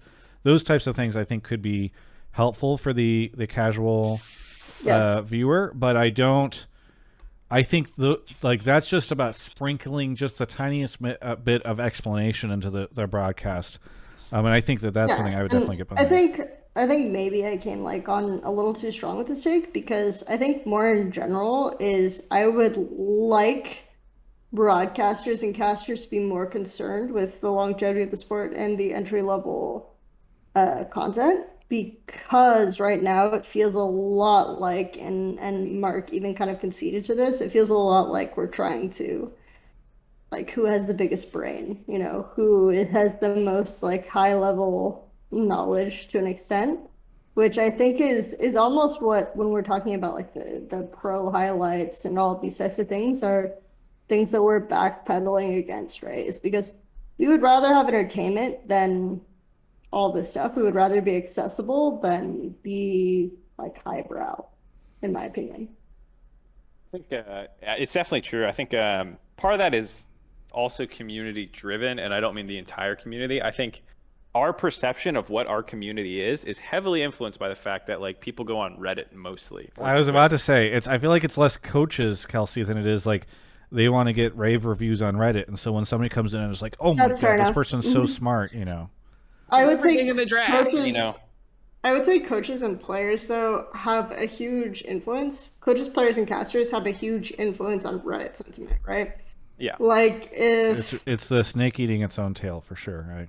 Yeah. Those like casters and Redditors, is there any difference between them? I can't tell. If a competing caster or a coach with a big following posts a take, it's going to go up on Reddit, and people are going to talk about it. Same with co-streamers, right? Which is a whole other can of worms. Yeah. And so it's like almost this fear of co-streamer criticism that's forcing people to have like weirder, higher pressure takes than they would have, when I think they should care less about that, and they should care more about like people who are like casually browsing Twitch, casually browsing, you know, websites for esports entertainment, things like that. Go ahead, Mark. Here's the thing. I agree with this, like what you're saying. I think it's one of those things harder done than said harder, whatever the fuck. Because Easier those said people than who done. are, yeah, because the people who are the ones who you're talking about targeting are the ones who are the least vocal on these platforms. And so like you could be hitting something that 60% of the viewer base doesn't know about and appreciates you saying, but that 60% does not comment or talk like the other 40 or even 20%. So like when you say something that maybe you should have gone into more depth about and you just kind of glanced over it, and someone in the community doesn't think that you don't know what you're talking about because you made the conscious choice to just be like an offhanded comment, they're going to tweet about it. And this has happened to a number of people who I know, that gets tweeted about, and then it goes up on Reddit, and now it's the Twitter, it's the Reddit, it's even the pro player community, and then you're like, it's almost like it's not quite cancel culture because no one's trying to get you canceled, but like suddenly you have to go out there and be like, no, what I really meant was this and that, but I have a minute to say my thoughts, and like the replay didn't start when I thought it did, and so like I was stumbling over my words a little bit, like. Or the high stat So- chart with the, what was it, the top laners or somebody like that? But to I mean- Kelsey, sorry, go ahead. Yeah, I would say that the solution to these problems, though, is to be more basic, and Yeah. not like more high level to placate these people, right? So like, be more basic is kind of what I'm saying, and I'm saying this as someone who's previously been but screw casters and their lack of knowledge, whatever, that has previously been my brand. And right now, at this point, I'm at a point where it's like, I just want you to tell me what auto attacks do, and why people like care about cannons, and why we're fighting over a crab, and why crabs matter. Like I just want a super enjoyable, chill experience where we talk about how cool players are, and it's fine. It's fine for me. I think I like that. I also, by the way, I think that there's a great opportunity here for a sponsored segment for the broadcast, because like State Farm does those like I'm helping segments and all that stuff, and I think having Azael come in like as a voiceover, being like, it's time for core concepts with State Farm. A lot of you might hear about weak side and strong side or whatever, and like this is how that plays out, or here's why scuttle crab control is so important, or whatever. I think that stuff could be really cool if they took one of those existing sponsor segments and like made that into a thing. In the past, we've done like, especially when we had the countdown, you could do like hey, here's what strong side, weak side means to me, or here's what priority is. And in the past, we've done those, and like here's what a Rift Herald swap should look like. Like here's the team that's doing it well and stuff. And there's just been less room for those. But I think the idea that there's too much emphasis given to the analytical side and trying to impress people is probably true. It should be dialed back a little bit. That said, Tony Romo is a guy who got a lot of credit in the because God, I don't know what's going on behind the scenes with traditional sports broadcast at all, but like, God, some of the shit they say is so bog standard and boring, and you just have to think that they're mailing it in and don't give a fuck when you tell me that Tony Gates played basketball in college when he's been graduated for 12 fucking years and has been playing, hasn't probably played basketball seriously in so long. Tony Romo came in and actually dropped knowledge bombs on people about how the game played. People fucking loved him, and like, he's the most highly praised a caster effectively because he actually knows what he's talking about. Yeah, but I guess my problem is that more people, everyone who is a color caster tries to be that person who's like constantly dropping knowledge bombs, and I feel like not everyone is that person. It's the same problem that I have, I guess, with like League of Legends team content strategy, where 10 teams try to strategize to be the team that wins LCS when only one team's going to do that, right? Yeah. I feel like there's more opportunity for brand differentiation and more opportunity to acknowledge the fact that different audiences exist, man. And there are different people to cater to, and we should have casters that cater to those audiences. I think the hardcore fans are already on co-streams anyway, so it's kind of like just maybe it's time to acknowledge that those people that want to hear about the crazy intense things are probably watching LS or Dom or somebody. I don't know. All right, Kelsey, thanks so much for the call. Anything you want to shout out? Shout out to EG, obviously. We're in Proving Grounds, which we haven't had any Proving Grounds takes on the show. And also, Wong Kar-wai is a phenomenal director. It's currently Wong Kar-wai month at American Cinematheque. So, Mark Z claims to be a cinema fan and does not know who this director is, apparently. So if he wants to come watch a movie with me, I'm down. That's all I have to say. I'm a dumb American. I like Bong Joon-ho. He's like the one where I'm like, I know what you do. Kurosawa, like that's the level of my foreign film knowledge. Oh, nice. Boy. All right, Kelsey, thanks so much for the call. We'll catch you next time.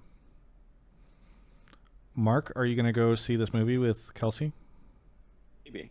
It depends when it is. I'm notoriously hard to get to do things, as you know. Yeah. Where I'll tell you out in town to get lunch, and then halfway there make you go take me to McDonald's instead. Yes, Mark one time said he was down to get lunch with me because I was like, hey, Mark, I'm going through a lot lately. I need someone to talk to. And he's like, we can do lunch. And I was like, cool. And then we get in the car, and he's like, oh, we were gonna do lunch? I thought we were just gonna go for a walk or something. He's like, I guess I could do a drive-through. I need new friends. Okay, wait, Mark doesn't realize that we have a ad break, so he's gonna show up here in a second. But let's talk about Game Fuel as their icon shows up in the rotation. So Game Fuel, which Mark forgot we needed to do a conversation for, is an amazing product. You can go check it out at gamefuel.com/Travis. A lot of people have been mentioning it on the show already in these outros, or saying goodbye. And many of them have tried it and enjoyed it. And you can use code Travis to save 5% off your order. Doing so supports the show. Because Mark, it's I have to keep him here. And in order to do that, I have to pay him. And in order to do that, I have to have revenue. And so you helping to make sure that Game Fuel sticks around for another year as we head into our conversations for 2022 is very helpful. So please give it a try if you haven't already. You can just go buy even just a single case off of the website. Really helps out a lot. Gamefuel.com/Travis. Use code Travis to save 5%. I recommend the Orange Storm flavor, which I think is fantastic if you like orange soda style flavors, but there's a ton of different stuff there as well. Even classic Mountain Dew. Mountain Dew Game Fuel, by the way. Please don't confuse it with a different type of fuel that is inferior in the space, as some people do. Mountain Dew Game Fuel. That's the product you're looking for. And you can get it, again, at gamefuel.com/Travis. Use code Travis at checkout. Mark. Also, not to be confused with G factor, which is the measurement of the anomalous magnetic dipole moment. And how much, yeah. Okay, so Blue Frost is here. Blue Frost, where are you calling from? I'm calling from Dallas-Fort Worth. Dallas-Fort Worth. All right. What do you want to talk about on the show? So this was actually a little bit of a discussion that's going on in the subtopics chat, but the general idea is quite a few of us didn't like the fact that teams are like the bottom teams in the LCS are dragging down the league, and that things should be done like either at the LCS level or just things against the orgs that are just kind of coasting in LCS and not really bringing up any meaningful results. Biggest example being CLG, but we brought up some ideas about what we could do, what could be done to like keep the bottom teams from dragging the league down. Okay, so first off, which teams are you referring to? Because I think it's important. We drop names on this show. So I'll say CLG is probably the most notable because they've only had one split where they weren't bottom three. Second would be, I would say Dig, maybe. But the biggest name was CLG just because they've had the track record of just. So are we only because I think it's like in choosing the names, it's important because like if this is just a CLG take, we should just talk about it within the CLG context. But if it is Golden Guardians and Golden Immortals Guardians or Dig. Immortals or teams like that, I think it's important to figure out. So are you just exclusively talking about CLG? CLG is the big example, but not specifically CLG. We're talking about the teams that are So name them. frequently at the bottom. Immortals, GG, Immortals, Golden Guardian, Stick. Those are other good examples. Because CLG is the biggest offender, really. Okay. By a significant margin. So let's just, because there's a new commissioner coming in. So let's just, for fun, let's play this out. So, what crimes against the LCS are these guys committing? Yeah. What are you? You're sending them an email and you're saying you're failing in these areas. What areas are they failing in? I would say first off, just consistently poor results. Okay. Like you're just staying at the bottom, and then 2, you're really not taking the LCS super seriously. You're not doing enough to really get your name out there, and it just shows that you kind of just don't care. Okay, so do you mean like they're not spending enough on brand building? That could be one thing. Again, I'm trying to. Well, so really because here's the thing, you're asking for an action to be made against these teams, and I just think it's like I'm not even saying I disagree that like there needs to be more pressure on some teams, but I hear a lot of people talk ambiguously about like something should be done, and I'm always like, well, what is the complaint? Is it poor performance? Is it brand building? Like where if you are, it's like an employee, right? Like if you have an employee that you think is underperforming, generally speaking, you don't fire them right away. You need to go to them and say like, here are the areas where you are underperforming. You need to get better in these ways. And so I think oftentimes the community fails to come up with like concrete examples or concrete areas where these teams are underperforming. So I know you said like competitively you feel they're underperforming. That's the biggest one. Second, I would say second, honestly, brand building would be a good one. I'm not trying to speak for a significant amount of the league, but it's really hard to remember, like, what does Immortals do? What does Golden Guardians do? What's your story? Why should I follow you? Yeah. And although my perspective is I very much look at the league as a competition first, which is why I say performance is the biggest issue. That if you're if teams are just fielding veteran players, like mostly veterans, like come on. Are they? No working on CLG. Who on Immortals and Golden Guardians are veterans? Immortals we had, off the top of my head, I know we had Xerxes was the big veteran, but in the past they had players like Xmithy, they had Ica, who was spent years in European regional leagues. Yeah, and I guess I'm curious about this year because I felt like the thing that got me excited about what Golden Guardians and Immortals were doing this year was that they were taking risks on new talent, was my perspective. And you were suggesting that they were mostly veterans. No, that was CLG. Like, Gotcha. we could simplify it to CLG. And there was just a really big discussion about it. But in terms of things that could be done, some ideas we had was, one that I had was take the summer split and you split the league into 2 tiers. The top 5 teams and the bottom 5, as an example.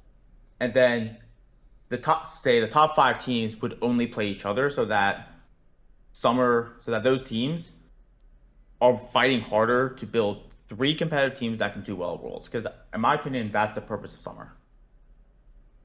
Let's get 3 teams that could theoretically make a run at. And I just think if they're spending time playing against orgs that, like the bottom orgs, which I honestly think the floor of the LCS is very, very low. There are bottom teams that you could farm wins on by being with, you can get away with bad strategy, you can get away with doing nothing early and waiting for the team to fall on itself. And overall, that just brings a lot of teams down. So sorry if I'm really trying to get more specific, but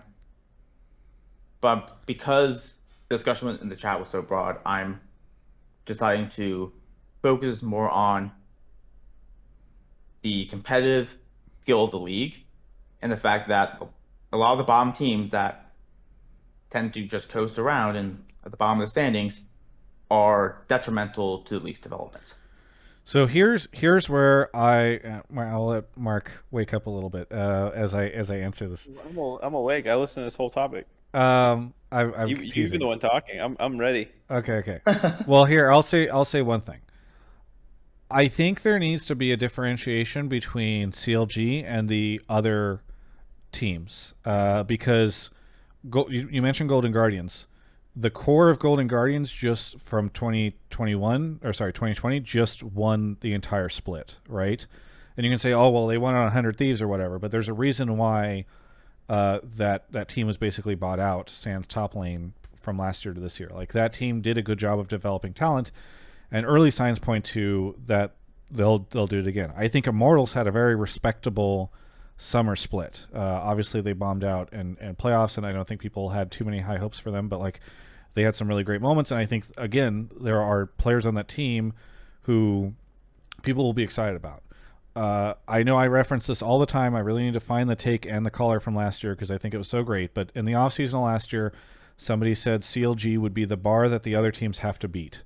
And in order to prove that it makes sense to get to build new players up for the league and not go with the like just pick up veterans. And I'm pretty sure everybody vaulted that bar for the most part this year. So that's I think why I'm less on the brand building side. I'm disappointed by Golden Guardians. I'm disappointed by Immortals. I'm disappointed by a lot of these teams. I think it's also really difficult to brand build whenever you have a development team. So I understand there's a big challenge there, but sometimes it kind of feels like some of the teams kind of like throw their hands up in the air and say like, well, it's a development team. People aren't going to care. So we're not going to try to do a whole lot of crazy shit. But brand development team. What's that?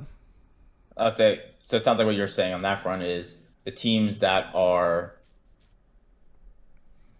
having their identity around developing players and building up the future aren't, like what sounds like you said was Golden Guardians wasn't doing enough to sell their rookie players. If Golden Guardians wants to be the team that is like always finding the best players and then they sell those teams or those players to other teams once they've gotten good enough, like that's kind of boring. It sucks that Golden Guardians is not going to develop a ton of fans in the league, but hey, they're feeding the next talent that are going to be amazing up to the top leagues, and perhaps they'll be like our first seed for Worlds the following year or whatever. I guess they're not first seeds anymore, but you get the point. Like I'm more worried about teams like CLG where it's like, okay, what did you bring to the league this year? Like you didn't bring any brand, you didn't develop players, you just sort of flopped with a bunch of players that people liked and instead turned into a meme because you've got pictures of Wild Turtle not smiling and stuff like that. So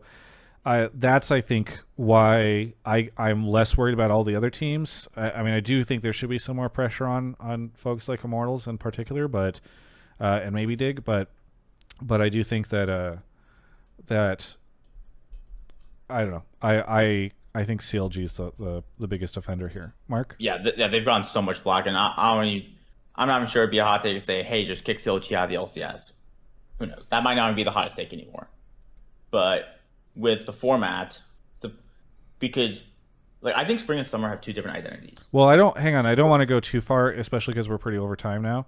I don't want to go too far into the format stuff, and I apologize, but it took a bit to get to that. Mark, why don't you share your take on all this stuff? I don't know. I think you hit everything perfectly. Sounds like he wants to go to sleep. Anything else to add, Mark? Okay, so I mean the problem is you have to look at this year, and I feel like to your point, a lot of teams probably just signed veterans and tried to build rosters a bunch of old ways. This year was cool because Travis's point, a bunch of teams had different approaches to building their rosters this time around. And I think the whole like take a bunch of mid-level veterans and pay too much for them and not do anything significant, which is what happened with CLG this year, is like pretty much dead. And realistically, teams just don't have the resources to compete. Like there's very little other than catching lightning in a bottle that Immortals can do to compete with Team Liquid, 100 Thieves, Cloud9, people who are like literally buying the best talent available and jamming them all in one roster. Like, unless you really fucking get lucky, it's just not going to happen. So to hold Immortals up to the same standard when their budget's not there is just not fair. It isn't. Economics matter. So I don't have anything to say about that other than like I'm much happier with these teams this year. Sure, they can level up on the content approach, or maybe you can say that they had bad drafts, or they should have hired this guy instead of that guy. Like, what about Mad Lions? Yeah, I mean, good for them. How many years did it take them to build that up, though? This was the first year for this roster of players. I mean, to Peter's point, a lot of those guys were there for multiple years. They swapped out a couple players as well. Like, it takes time to build a roster. That's what I mean. I mean, they were held back by a coach that I think made it so it's the first time a team, major region team, did not get out of play-ins. So that's what it is. So it's like you look at teams like Mad Lions, and you just have to make a coaching change to really level up. Yeah. God.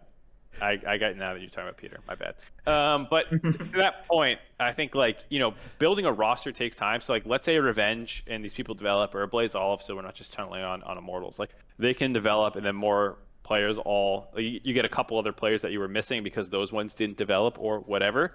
Yeah, that's absolutely a route you can go. But when you're starting from square one, like I said, unless it's lightning in a bottle and you're Griffin or something, you're not just going to pop off your first year. So I don't look at Immortals off this first year and go, wow, why couldn't they compete with this other thing? This is to maybe Travis's point in another video about there's too much turnover and yada, yada, yada. You can get down a whole rabbit hole. I don't know. I don't really have a strong opinion on this. I just don't want that format. That format doesn't make sense because you don't scrim the teams you're playing that week. And so if you shrink the pool of who you're playing on stage, you shrink the pool of who you can practice against. And you don't practice against those top teams. You practice against the other teams, so you don't want to lose on those stage games. So your format's self-defeating. Anyways, that's another rabbit hole that I don't really want to get down because it's 9:17. Let's get out of here. Blue Frost, thank you so much for the call. Anything you want to shout out? Well, one thing about Game Fuel is I wish they had more of the Tropical Strike flavor, the mango flavor. I don't know, that one's kind of sleeper. Yeah, they don't have it? Are they sold out right now on the site? No, at least I know when I get it off Amazon or try to order on Amazon, it always takes longer. For some reason. Have you tried GameFuel.com?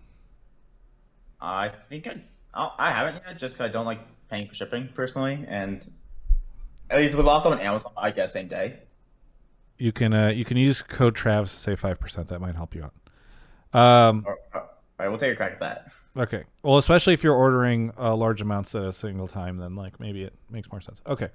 Thank you so much, Blue Frost, for the call, and we'll catch you next time. All right, sounds good. See ya. Thanks. Have a good one.